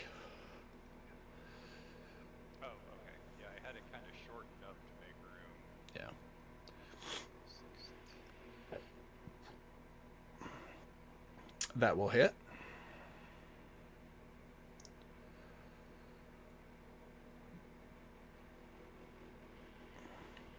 $26 points of damage. It was vulnerable to some of that. Fire. Okay, so now I will do disadvantage. Roll against unidentified. Misses. Go ahead against the tentacles again. For 16. Mm-hmm. And with a nat 1...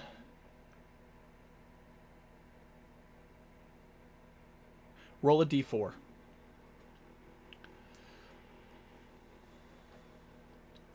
As you go to swing your sword, you hear a pop. And you feel a sharp pain in your shoulder. That arm is incapacitated for the next 9 rounds. How does that work with the two-handed greatsword? I will let you know by your next turn. Okay. No, I just... With your T6. Nope, that's a great question. Give me a minute to figure out the mechanics on it. Okay, yeah, I didn't want to try to coast by and be like, oh, I'll switch to my other Oh, hand. well, with a two-handed greatsword, you won't be able to swing it. But as a bonus action, you can. It's a rod, so you can switch it to a different weapon. If you're okay with doing that to make life easier for everybody. Yeah.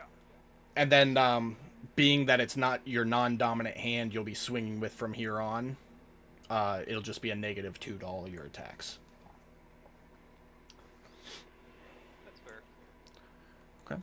Now, one and more then... question. Yep. Can I just attack number 16 Yeah. to kill it to get to him? Yeah. Oh, I didn't think of that in the first place. Don't know. Okay. If he's doing that, since I'm right in the next order, if he kills it, would I be able to loose an arrow at the Kraken dude? At disadvantage, because you're afraid of it. I thought that was only ability.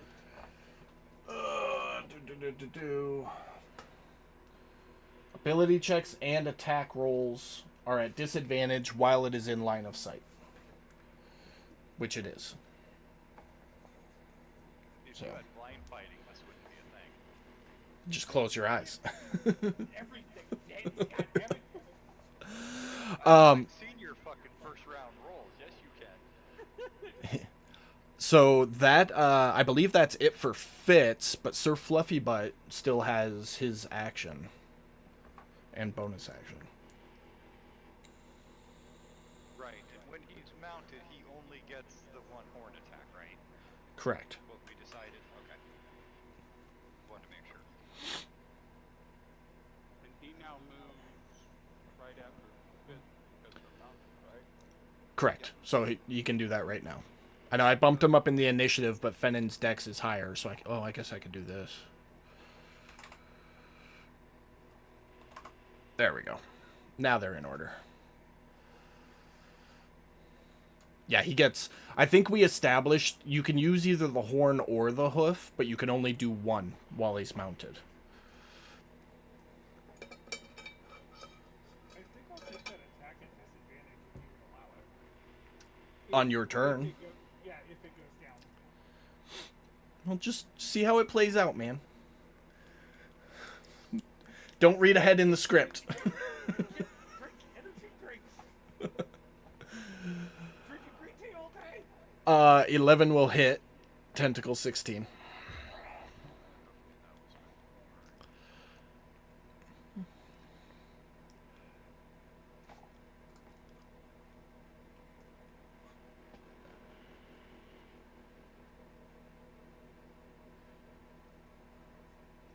Okay, wait. Now I have a question. He moved 20 feet in a straight line prior to the horn attack, so roll 2d8 in the chat box and I'll add it. Oh, that actually isn't my question, but Okay.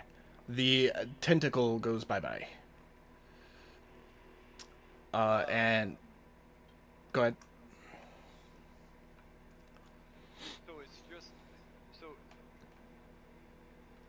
Never mind. I figured it out. Okay. Okay. So the tentacles wriggle and writhe and retract back into the water, and the unidentified creature falls to the surface of the water. He's now being held up by like a current rising up out of the depths, if that makes sense. Like the water is pushing upward, and you can see the water kind of pushing out to hold him up, and he's standing there at the surface of the water. Now it is your turn, Fennon. Yes, you have line of sight on him. Attacks will be at disadvantage.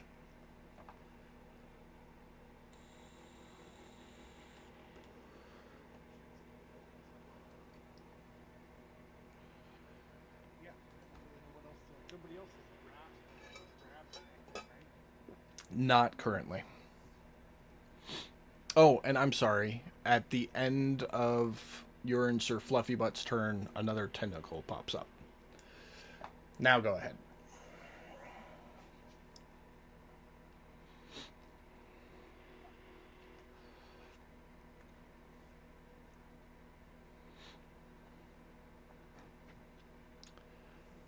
That will hit.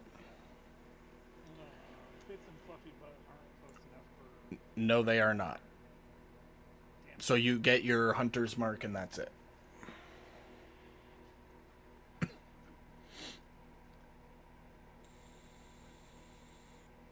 can still on me. The concentration is... Nope.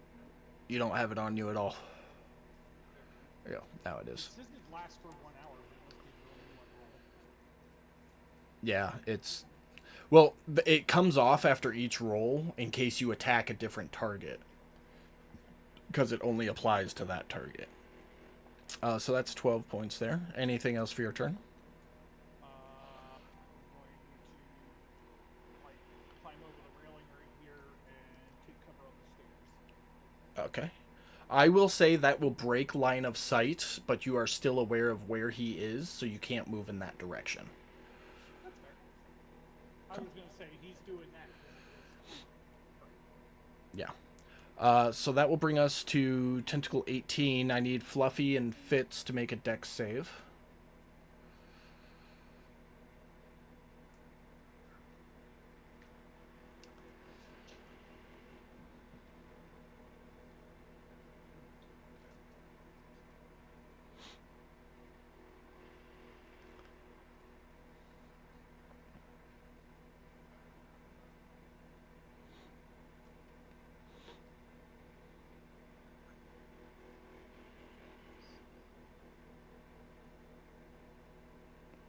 Okay.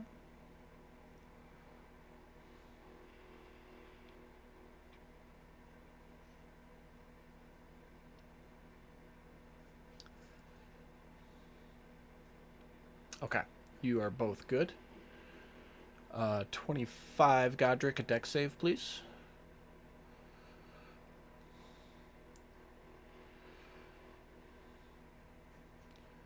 You are good. Miss Holly, Huh? your turn. Alrighty. Let's do Acid Splash on Tentacle 11 and 25. Okay. Yeah, I'll say you just gotta step out like 5 feet there. Okay. No leveled spells this time? You don't want to try your luck? No. They both... 25 fails. I didn't drop it on the other one. Come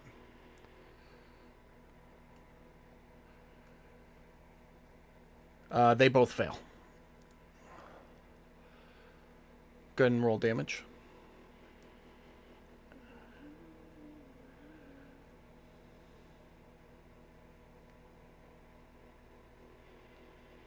Okay. Anything else for your turn? Oh wait, why did it only do it to 25? I got it. Okay. There you go. Cool. That's it for you? That is it. Alright. Fennin, deck save with advantage.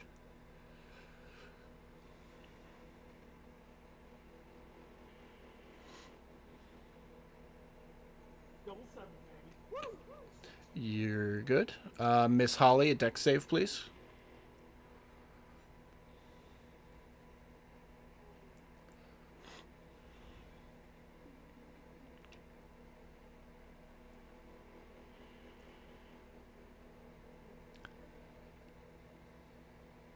You are good. Fennin, another one with advantage, please.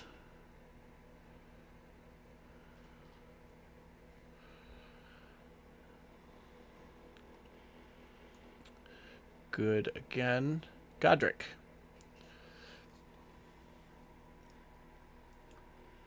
Muted.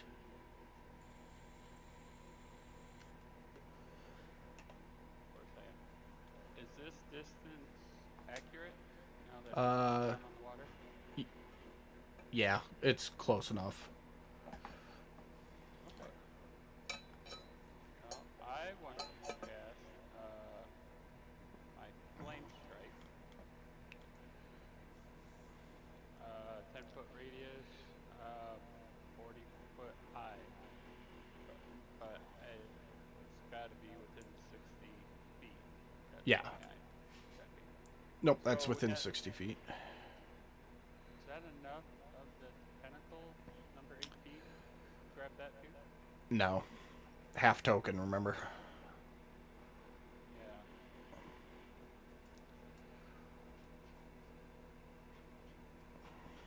Well, you said that the shape of the token is what the shape of the token is. That's why I'm asking.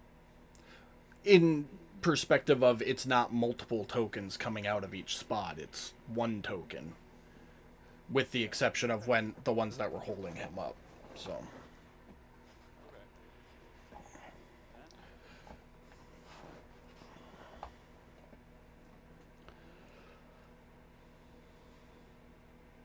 Yep, we're doing it. Okay.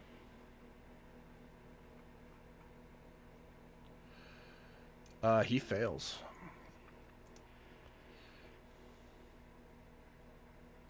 23 points of damage of radiant holy fire come down upon his head. You hear him call out in pain, but still standing there. Okay.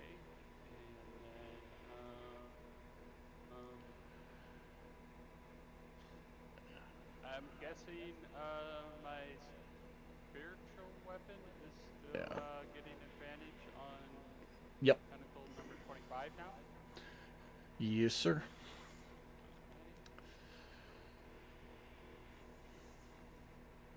Okay.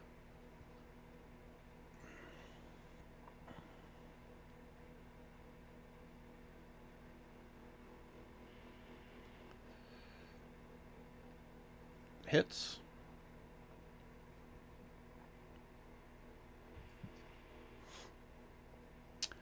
Three points of damage. That's it.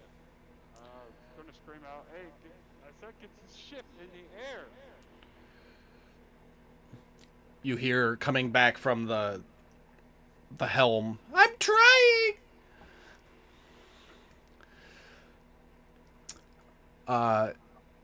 As you hear that, you hear a whoosh. And a second later, a giant rock, not giant, but a big enough rock, flies over your head, smashing into this tentacle. And you look up and you see Trevor standing there with a rock in his tree branch. Oh boy. Hell yeah. That boy's got some rocks now. Let's do Fitz and Fluffy dex saves. And Godric, too. You're close enough.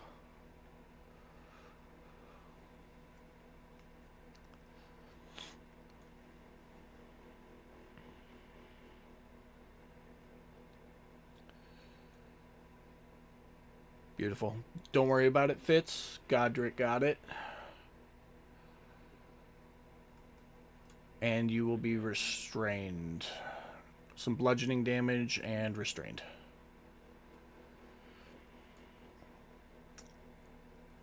Ends the tentacle. Brings us back to the unidentified. He is going to...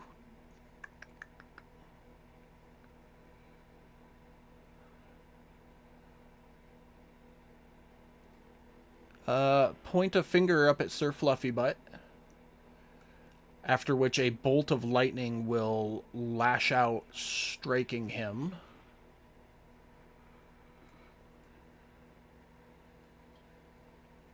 Dealing 18 points of damage, and that doesn't apply. Five, 10, 15, 20, 25.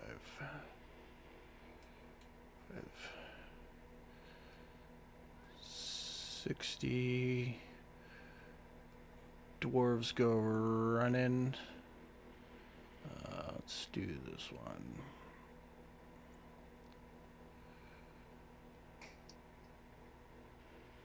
Okay.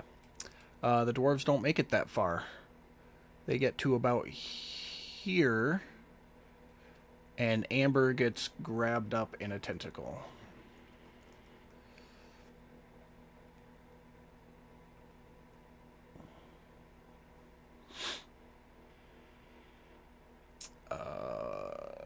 That would have been a dash. Do you have anything bonus action? You do not. So that brings us back to the top with Fitz.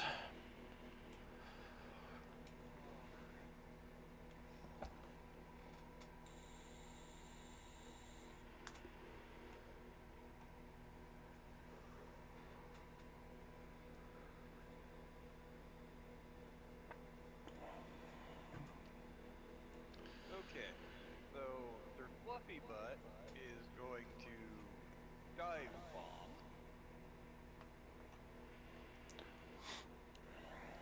Said little unidentified bastard. Okay, so he won't get charge because it wasn't 20 feet, but your attacks, Fitz, will have advantage because of the height difference now. Basically, as long as you're 5 feet above them while flying, you'll get that advantage. Very odd comment, but just looking at this map right now and all the fried calamari that I can think of that I can actually eat while staring at the ship is amazing. Just putting it out there. Can't use your great sword. You gotta swap to. What do you want to swap it to? Because you got options with the rod. I guess I will swap it to the longsword blade tongue. Okay. So use your regular longsword, and I will change that poison to fire. And it's set up, and don't forget to click -2 before you attack.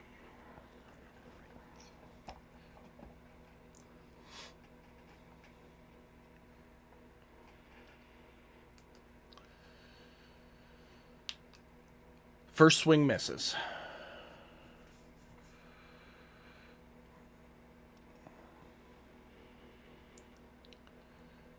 That one's going to hit.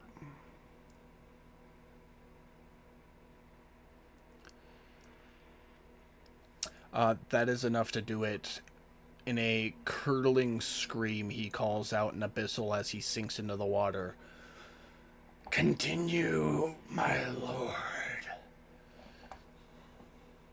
And he recedes into the depths. Seriously, who the fuck is this dude? I don't know, but he shouldn't be in the Sunday campaign if he's dead. Just saying. Maybe it was his twin. This shit's got plot armor.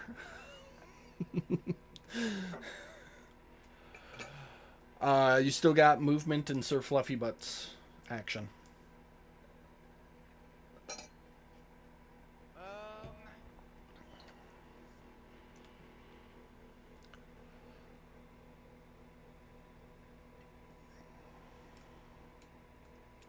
It would have actually been... Just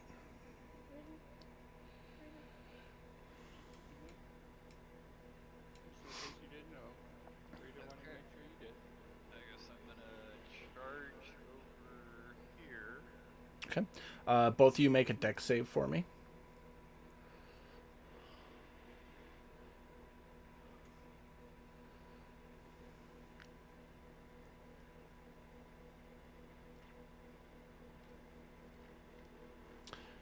Beautiful. So right about there. Actually, Fitz, I need him to make a strength check for me. Fitz or Sir Fluffy? Fitz. A save or a check? A check.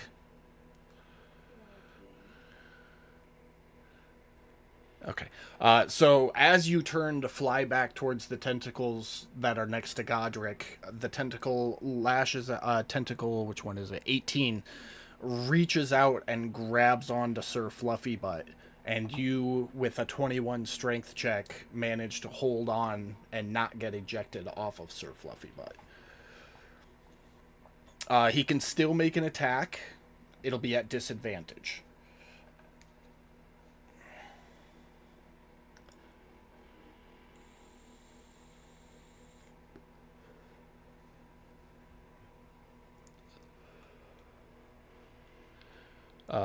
It still hits.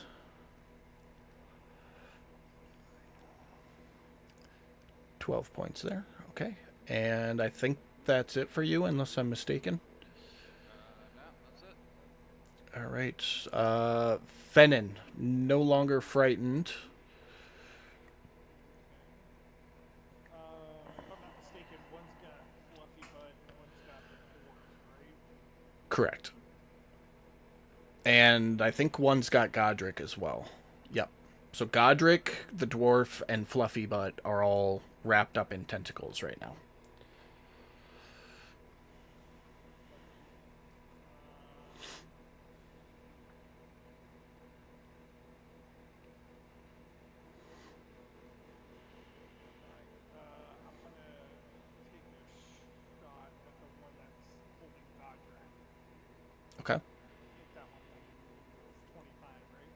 Correct.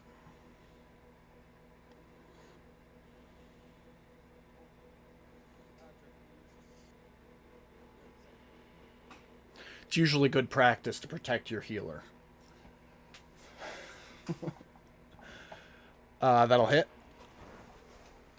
And he is within 5 feet, so you'll get the sneak attack.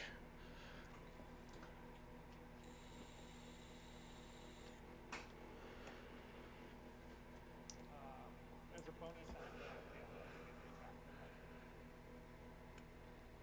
the attack. I'll let you do it this time because you're still learning the character. So you're transferring your hunter's mark to 25?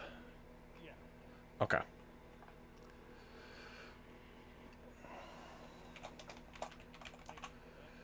Mm-hmm. That's your one. No mas. 33 points of damage. It is a solid hit, but not enough to get rid of the tentacle. Tell him. Knock Doctor loose. No, it's not. Try. Try, Doctor. Tell him, Peter. Everybody gets one. Well, according to Spider-Man, guys, everybody only gets one. Is that it for you, Fennon? Power of great responsibility. Yes. Okay. That brings us to Tentacle 18, which currently has Sir Fluffybutt restrained and wrapped. He is going to slam Sir Fluffybutt into the deck of the ship. Fitz, you have an option here. You can make a strength check to try and hang on, or you can let go. Oh, no. Tell him no.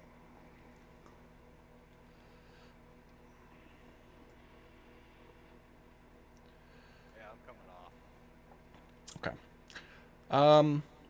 Roll a D100 for me to see when you come off. Okay. You came off as soon as he started flinging.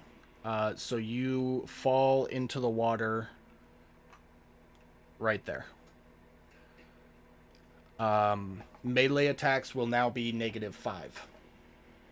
Because you are swimming whilst trying to swing with a busted wing. That will bring us to 25, who is going to slam Godric. 14 points of bludgeoning damage. Miss Holly, you're up. Okay. Fun stuff. So let's do this. Fireball. Roll your D20 first. Oh god. I know, it's been a while. Hey,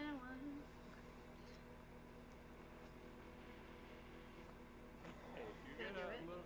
nice little flowery beard when this happens. Next 20, baby. There you go. You're good to go. Ready.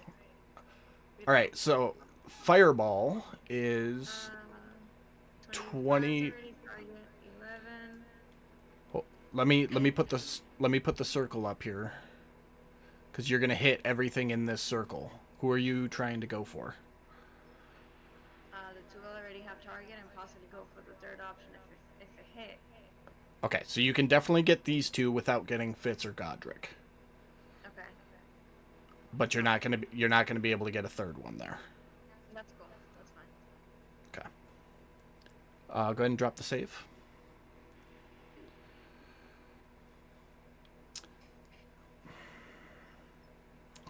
I don't know why it's not rolling on that Or one. I'm doing it for both that I target. They both fail. Hold on a second before you roll damage.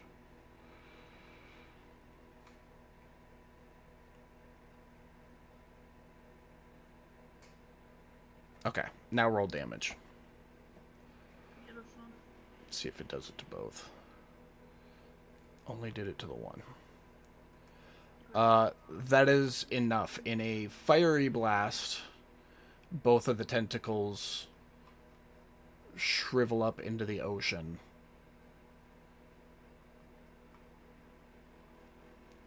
Anything else for your turn? Now we got real marinara sauce in there. No, that's it. Okay, make sure you mark your spell slot. I did. Thank you. 20's up, Fennin. Deck save at advantage, please.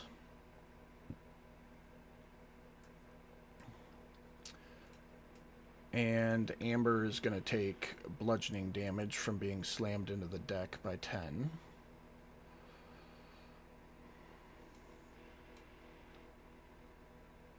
Okay, you're good. You mean Thorin? No, Amber. Because she would have gotten up the stairs before she drew the opportunity attack. So she's up by Trevor, wrapped up right now. Oh, okay. Yeah, sorry. Yeah, that makes sense now. So good. You guys feel the ship lift up off the water a little bit and then drop down. Like Misty tried to get it in the air and then lost it.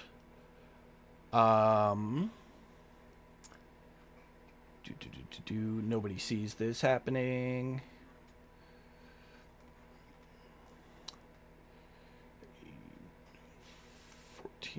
Hits.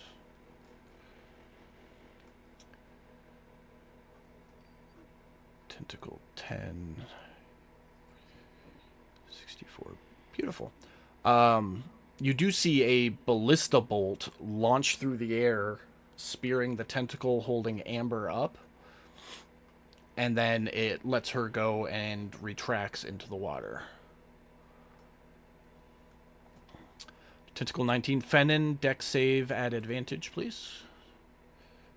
And then Godric, you're up. Go ahead and start making your moves. You're good, Fennin. It was. That was a close. How you guys liking the whole your armor class is completely fucking useless right now situation?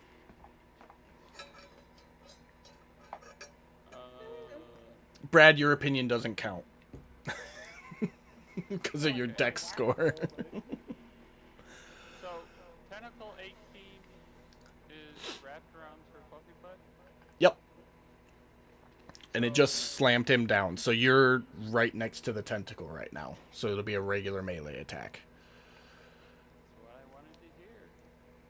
You won't get flanking on it, but it'll be a regular attack.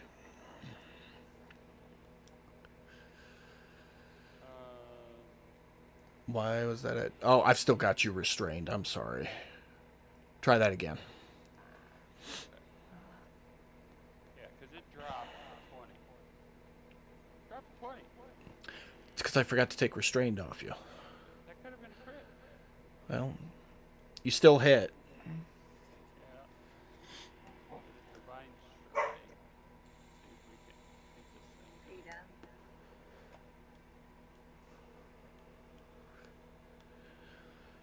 Ada. 9 points of damage. A little bit of vulnerability tossed in there.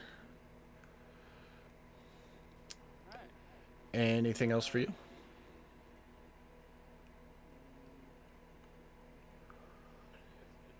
hard for me to decipher distance with circle. 20 feet will be about right there if you're straight lining towards 18. Yep. Thank you. That'll work. All right. If that's I'll it. scream out, keep trying, Misty, keep trying. Okay. If that's it for you, another rock comes flying through the air, striking Tentacle 18. Not quite getting it to go away. And you glance back up at Trevor again, and he's standing there like in a shrug motion. Goes, I'm out of rocks. It's okay, buddy. Good shot. Amber and Thorin get up to the ballista. And that brings us up to Fitz.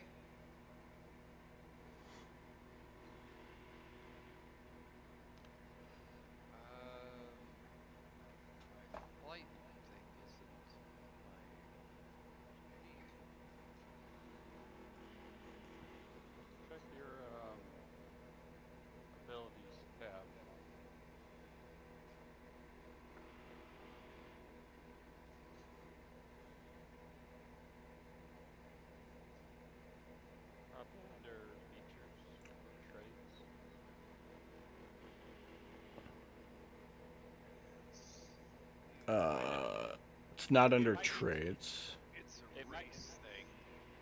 Yeah. Okay, so that'd be traits, and it's probably mixed in. It's not there. Traits.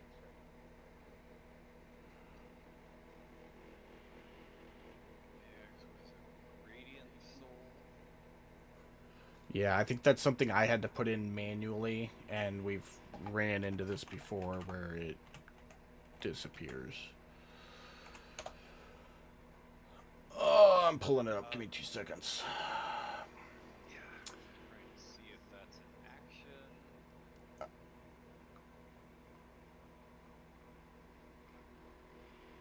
Use a bonus action. Okay.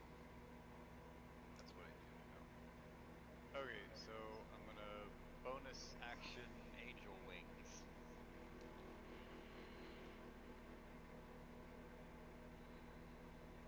No, it's an action. Starting at 3rd level, you can use your action to unleash the divine energy within yourself, causing your eyes to glimmer and 2 luminous incorporeal wings to sprout from your back.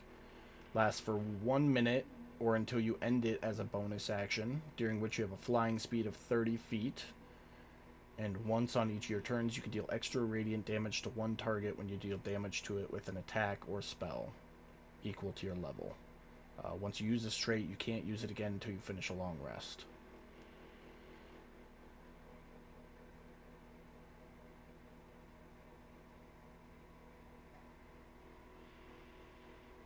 Huh.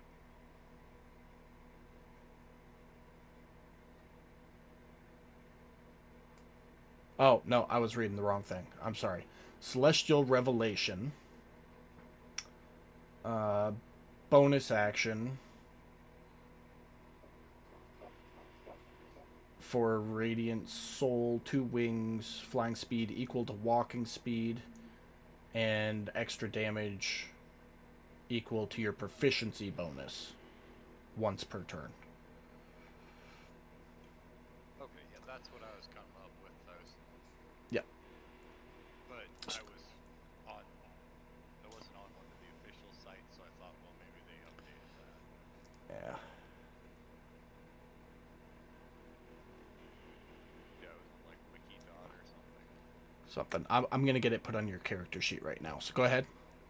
Okay. So basically, I am going to just fly over here behind Giant Tentacle 8.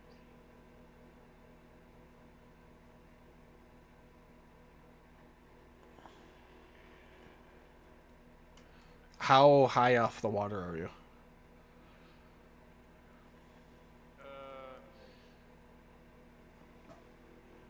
Probably just 5 feet. I don't need to be that high up. Okay. So that'll be 30 feet of movement. And you'll just be at a -2 for attacks now. Okay. Let's see.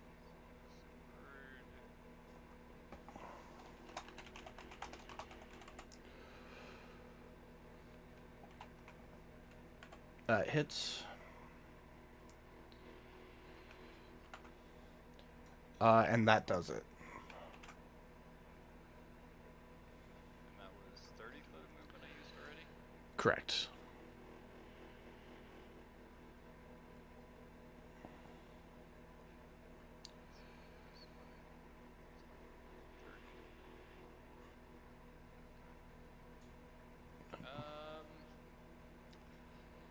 Yeah, I guess that'll be it for me then. Alright, Sir Fluffy Butt becomes unrestrained, so he can take his turn.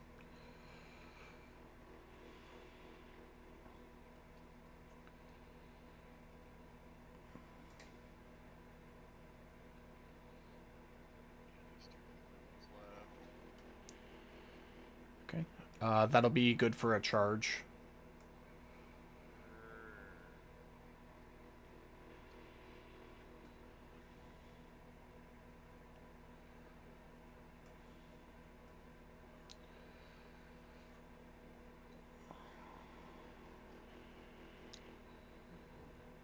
Okay, so I did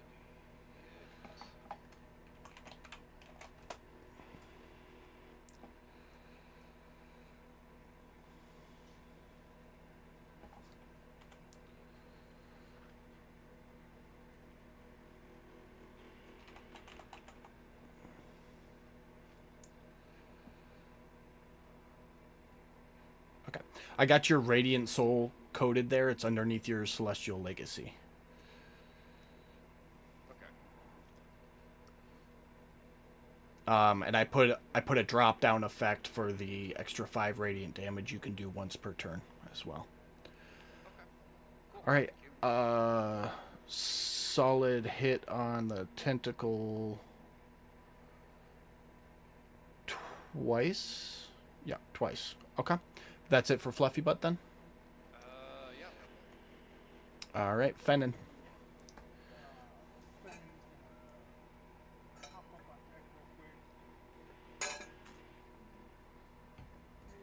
a shot. 20. With the crit. That's at 20, so you'll get sneak attack on it.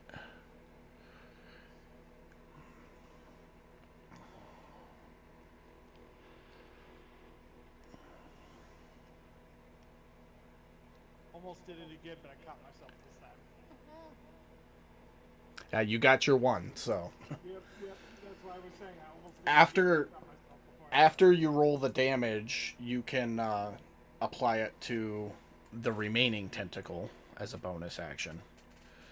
I'll apply it. Okay. I will get back down to it. Okay. Miss Holly. Hello. We're gonna do fireball on tentacle 19. Roll a straight d20, please. Oh, Lord, you can't forget, can you? Hell no. That shit's funny as fuck. Mm-hmm. It's almost as good as how many nat 1s Becca rolls on Sunday. Oh, Get a flowery beard. What? Come on. All right, go ahead and drop the save on it.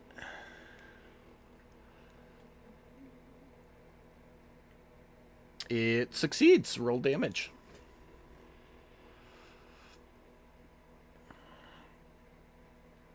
Uh, 15 points of fire damage off that one. It wriggles and writhes. beautiful. All right. Anything else for your turn? Nope, not good. Okay. So a couple of things happen here in the next moment. So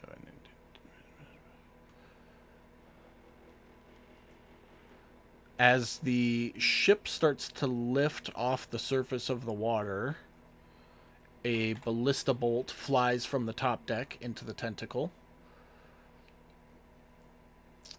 And the tentacle is like reaching and not able to get you, Fennon. And Godric, you're up. Okay. The ship is now like 5 feet off the surface of the water. So, Fitz, you would be 15 feet from the deck of the ship, elevation wise.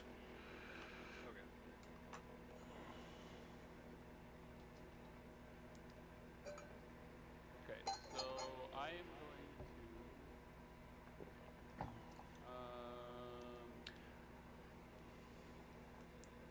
You can still see that last tentacle from where you're standing. yeah. Okay, healing word is a bonus action. I should be able Yep. to use that, and then I can use a cantrip for my main action, right? Yep. Okay. So healing word. We're at level 4 for Sir Fluffy Butts. Thank you, sir. 60. Oh yeah, of course. Okay. And then we'll mark that off so I won't forget. And then I am going to use Bolt the Dead on the giant tentacle. All right.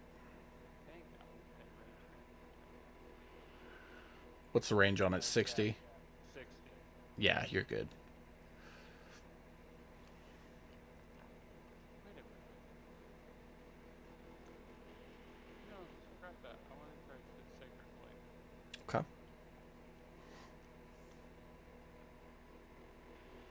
It fails. Yes.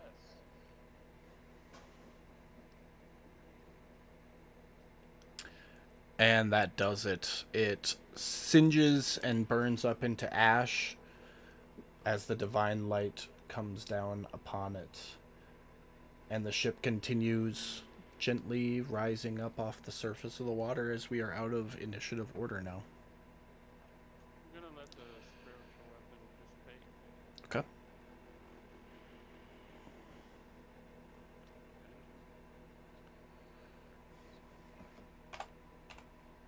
Took 2 times to tell me to go away for it to go away. Alright, yeah, that sucked. On that note, oh, I forgot. Bless you. Look, that it's that much, but Seriously, who the hell was that guy? Anybody know him? did As that you- fucking serve?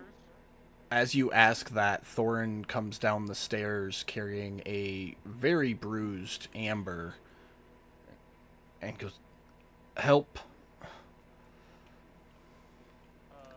I'll use my channel divinity preserve life. That's 65 healing for imps. Okay. I don't know what it is. Yeah, that's more than enough. Well, I think I can only take her up to half her life, but Okay. that's up to you. What you want to do there? No, I'll leave it. Okay. Uh, once you heal her, Thorin thanks you and picks her up and carries her down into the hold. She is better. Her bruises are healed, but she's still unconscious. yeah, give her some rest for the rest of the night. Finish answering your question, Fitz. If memory serves me correctly, I think we ran into him on our first seafaring adventure to escort Miss Holly somewhere, wherever we were going. Scrap the wherever and fill in the actual name.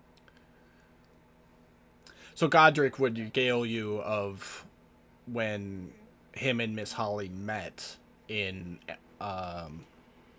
Litbog, collecting documentation from Sergeant insert name because I can't remember it off the top of my head right now. And he requested that they bring Miss Holly back with them. Godric and his at the time companions, Michelangelo being one of them.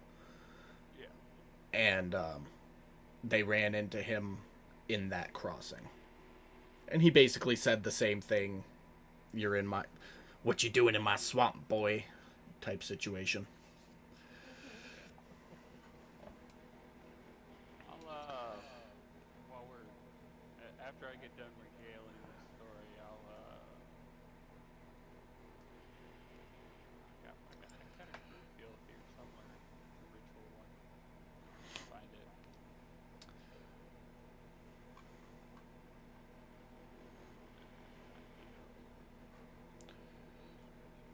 Got so many freaking spells now, man. Oh, just wait. It gets better. Mass healing word. No. Druids, wizards, and clerics, high level, have so many freaking spells. It's ridiculous. Like, up in the mid to high 20s, depending on your ability score. Either mass cure wounds or mass healing word is what you're looking for. Mike. Yeah, well, that's what I thought. But the problem is that they must have changed for some reason. One's a bonus action and the other one's an action. Healing word's always a bonus action. Even mass healing word. Okay. Where's my? Remember, I had the ritual one that I could. Oh, Everybody in that's it. Prayer of Healing. That's a Prayer level of 2 Healing. spell. Yeah.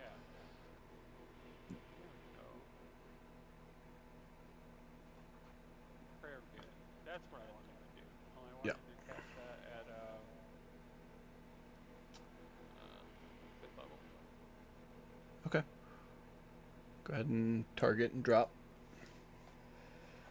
Actually, I won't even make you drop it. I'm pretty sure that would heal everybody. Let me double check.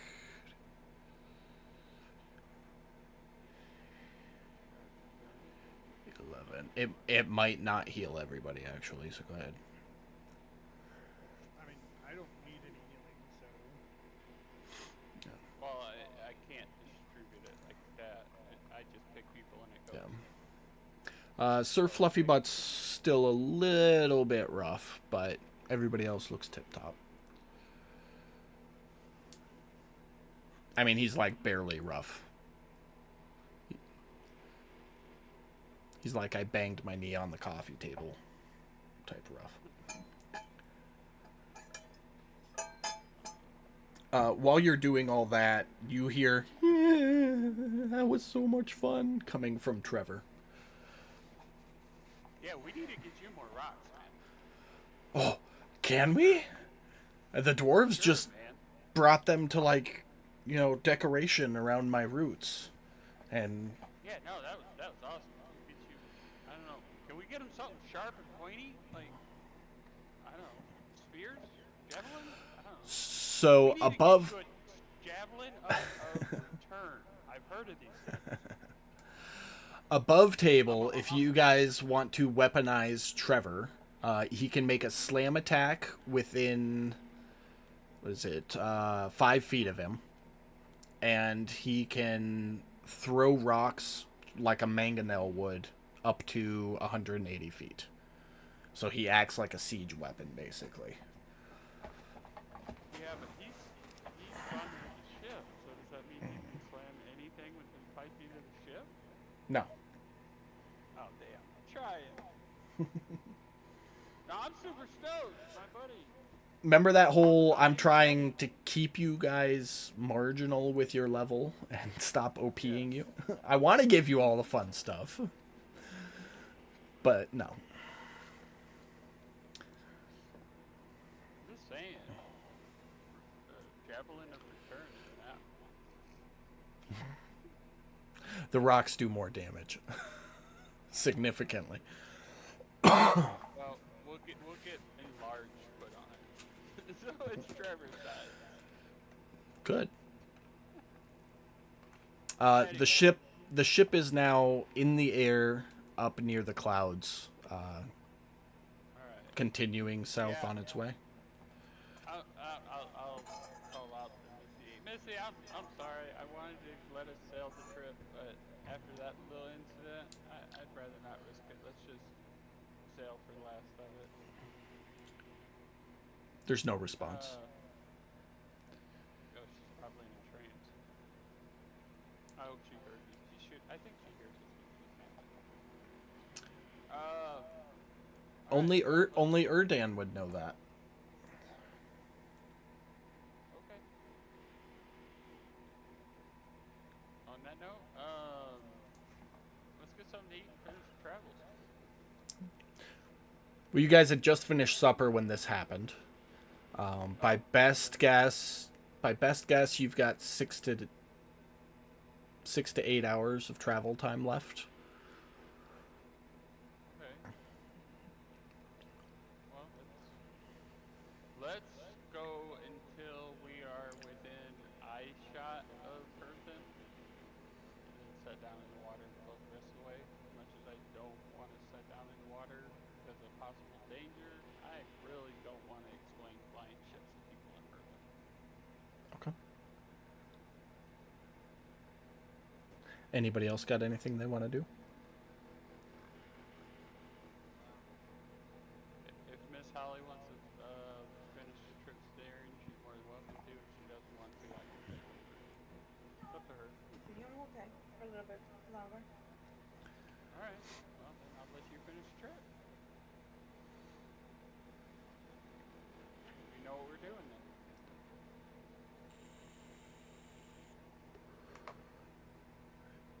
Are you guys resting during this time period? Is anybody doing anything? Finland's not doing very good at I'm assuming it's evening time. Yeah. The sun is touching the horizon. Imagine Fitz probably just gonna do his evening prayers. D100, please. Godric's gonna go down to his room and do the same thing. D100 as well.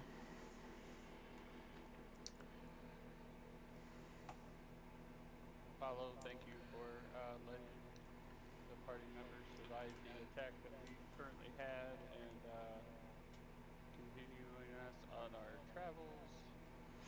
And I hope my actions are proving my worthiness, as I always try.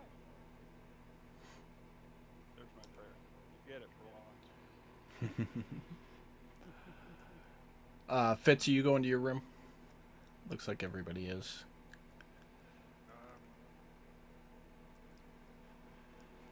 What's the weather like? It is a clear, cool, and calm evening. On my way, walking to the stairs that led down, I'm gonna look. I almost forgot. I wanted to look over the railing at the water. Does it still look like it's dead ass calm like it was before? Yep. Okay.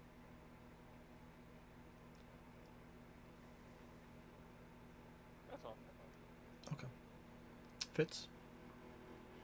I think I'm actually gonna spread my bedroll out on the deck. And, Okay. use her fluffy butt as a pillow. Okay. I'll put you over there by him.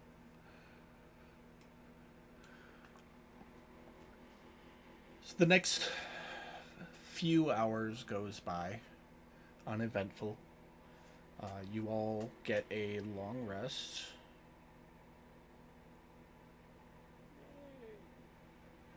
Get those spell slots back. Double check your tabs. Make sure you got all your spell slots, abilities, whatever back. Just to be on the safe side.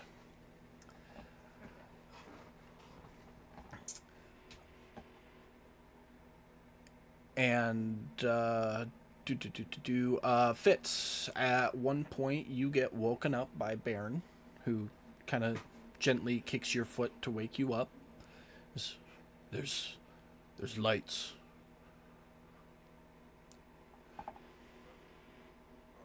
Where? What? Lights down on the ground, not far. I think it's a settlement.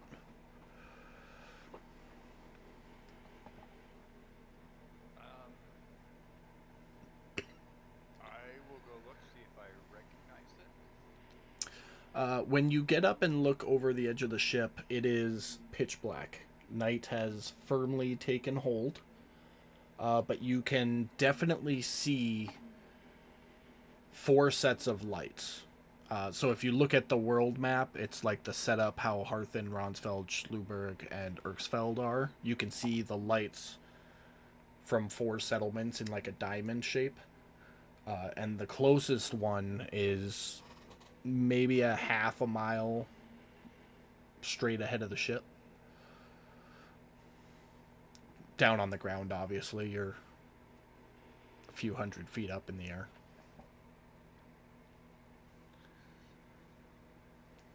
I must have closed the world map. Can you send that to me? I sure can.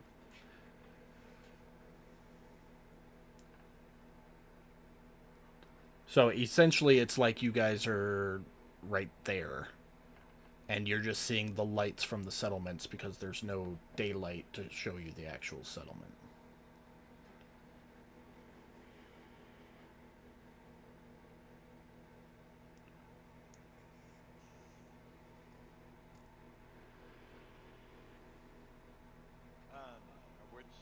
Which city were we heading towards? Harthen, Harthen. I believe. Yep. So the one that we're like almost on top of, right? Essentially, yeah.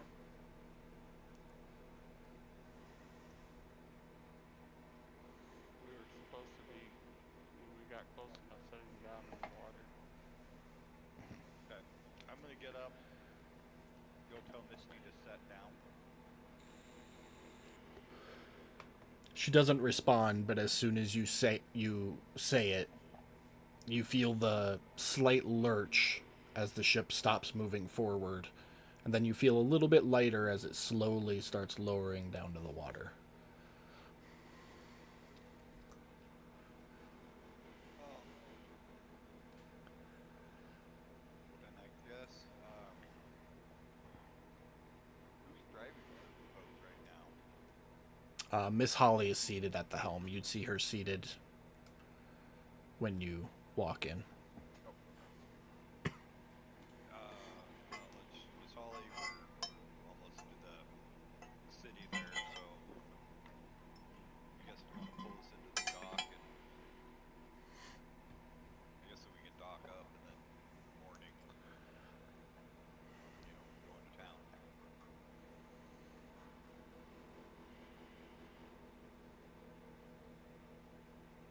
Yes, no, maybe so, Miss Holly. Um,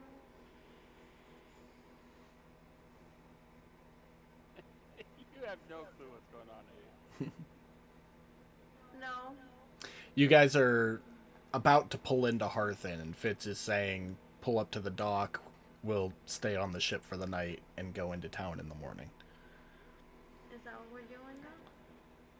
That was your game plan. Yes. Well, our game plan was to fly until we saw the city, and then float down to the water, and use the water travel to go into the city, and then yes.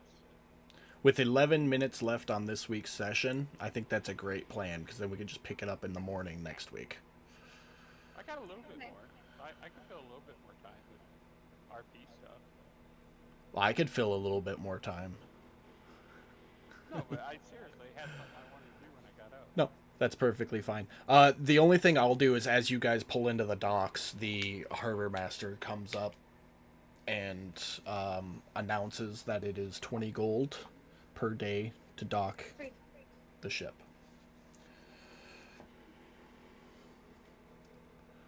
Okay. And if agents of the Crown are on board? That depends if they can prove it and which crown they are of. We have money for that. I actually, when I get up in the morning, I intend on changing from my common clothes to my on my robes. Well, this is still evening time. Unless you guys were going to dock Oh. off the shore and then pull in the morning. I may have Okay. misunderstood that. This is okay. No, this is nighttime. That's fine. Yeah, I'll pay it for now. That's fine. Okay. Just give them 40 gold for a couple days, just in case. That'll cover you for 2 days. Yeah. All right, that's fine. And he gives you the whole liability spiel. The harbor and the city aren't responsible for any stolen goods. You're responsible for your own security, etc., etc. Yeah, I want to see them try and get for security. Okay, yeah. Sure. Did I notice any of the treeborns as I was coming up the deck to greet the dogman? Sticking your head around the corner, you'd see Amber and Thorin are spooning, sleeping. As you get up top, Baron would be standing there with you. Okay. Hey, Baron, do me a favor. Would you and the crew clear out Yurnder's room and prepare it for any guests we may have? It's already taken care of, sir. I appreciate it. He'll fill you in that all of Yurnder's stuff got put into a crate, and the room's made up, but there's no personal items in there. Perfect. That's what I was shooting for. I remember how Yurnder's was, so I figured there was all kinds of crap all over the room. Yeah, and Fitz and Fennin kind of left clothes laying everywhere from their runway show. So. Yeah. So. All right. Well then, in that case, after all that, I go back to sleep until morning. Okay. Well, the last 7 minutes is your guys's. I'm not gonna jump into morning until next week. So if there's any conversations, if there's any prep work, if there's anything anybody wanted to, anything. Not Did till we morning. put anything that Yendra's left behind, or did we just put everything on the crate without going through the stuff? So Fennin and Fitz would have known 10 fine outfits, 15 sets of traveler's clothes.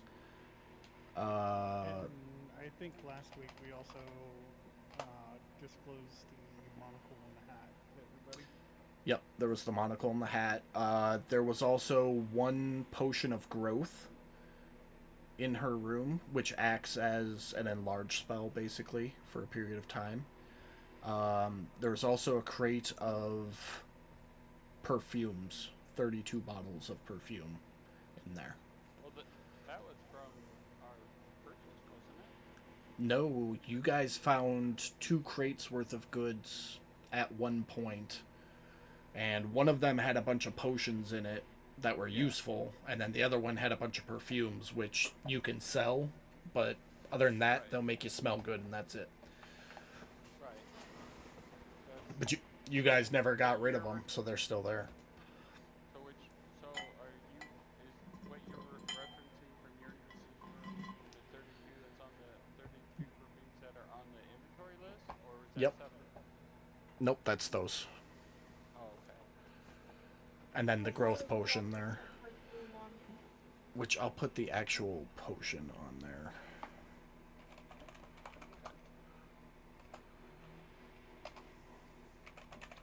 And I mean, honestly, Holly, to be honest with you, if I gave those guys orders just to clear the room and they put it all in crates, I don't think anybody's really been through it. I mean, at Okay. some I point, was just wondering if there's anything in yeah, the crates that might be useful for us instead of just keeping it there. well, we were aware of the 2 crates that he just referred to. Yeah, no, we did that last time. I just wasn't sure on this one. Your characters are aware that there is a potion of growth in a crate on the ship somewhere. Yeah. But nobody's ever grabbed it. It's just been sitting there. So Yeah.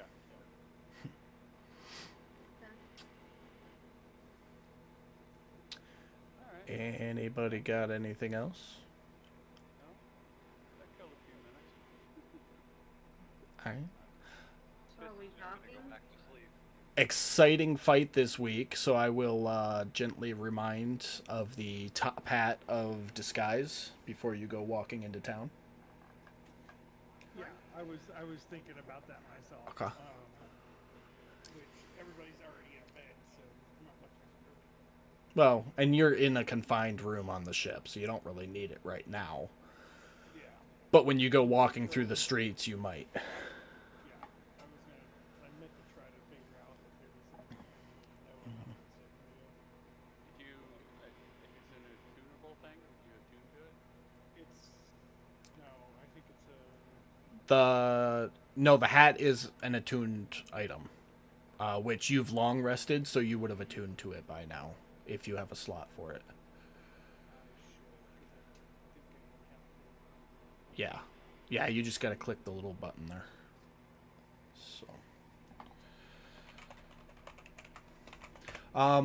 So while we've got 3 minutes, what are your guys' plans for next week? Explore around? Shopping for anything in particular? Yes. I need to shop. Hold on, the list. I need some more ammo. And I am interested in getting more potions if possible. Yeah. Healing potions are on my list. Ballistas are on my list. Tails are on my list. Apparently rocks now. Giant boulders of some sort. Okay. Clothes will be nice. I want to buy So some clothes. basically a full-on shopping episode, refit, refuel, the whole 9 yards. Maybe hit the bathhouse. Get a bath, clean up the armor. Yeah, Oh. Get a hat. I'm sure that's exactly what Godric wants to do. Get his armor Oh cleaned. yeah. No joke for sure. You know Apollo was a whore, right? He likes that shit. Right, I know. Gotta be ready for the lovin'. Did Oh god. did we ever get an anchor for the ship? Yes, we did, didn't we? Nope. No. You were Very using happy. Willie's rod of holding, but he took Yeah. that with him. Yeah, so we're gonna need one of those too. So that's gonna be on the list. New Uh, quotes for Holly. I'd like And- to see like what kind of different arrows they might have for sale, or things that go boom or stuff like that. And last but not least, mounts, horses.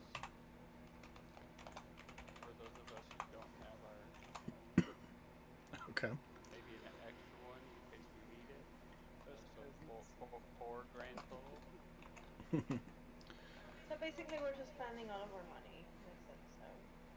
I'm planning on Well, getting I like have a to. weaponsmith and an armorsmith. Oh, spices will be good. We need to amp up those vegetables. Ooh, you know Ooh. what? Yeah, that I like Vince's idea of the armor smith. 'Cause I Is think there? he can make custom. Does Earthen have some type of library or Sure does, and you have book? full access to it as a member of the court. It is in the castle. Let me rephrase that. Not library. Books for sale. Bookstore.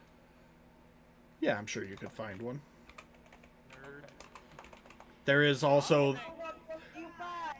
there I'm there gonna is go. there is also the royal library that you have full access to in the castle. Oh no. Yeah, yeah, but I'm thinking Uh, traveling for PE because I'm thinking recipe book, okay. cookbook. Touche. Touche. Yeah, Any you guys got anything else off the top of your head? You can text me throughout the week if you think of something too. that list just about covers it. What I just Okay. did. All right. Well, it is 12 on the dot. I got you guys your last 7 minutes because I'm a good DM. And we will see everybody on Sunday for Waters of the Deep and Wednesday for Curse of Strahd. Times might be changing on Curse of Strahd coming up, so keep posted for that.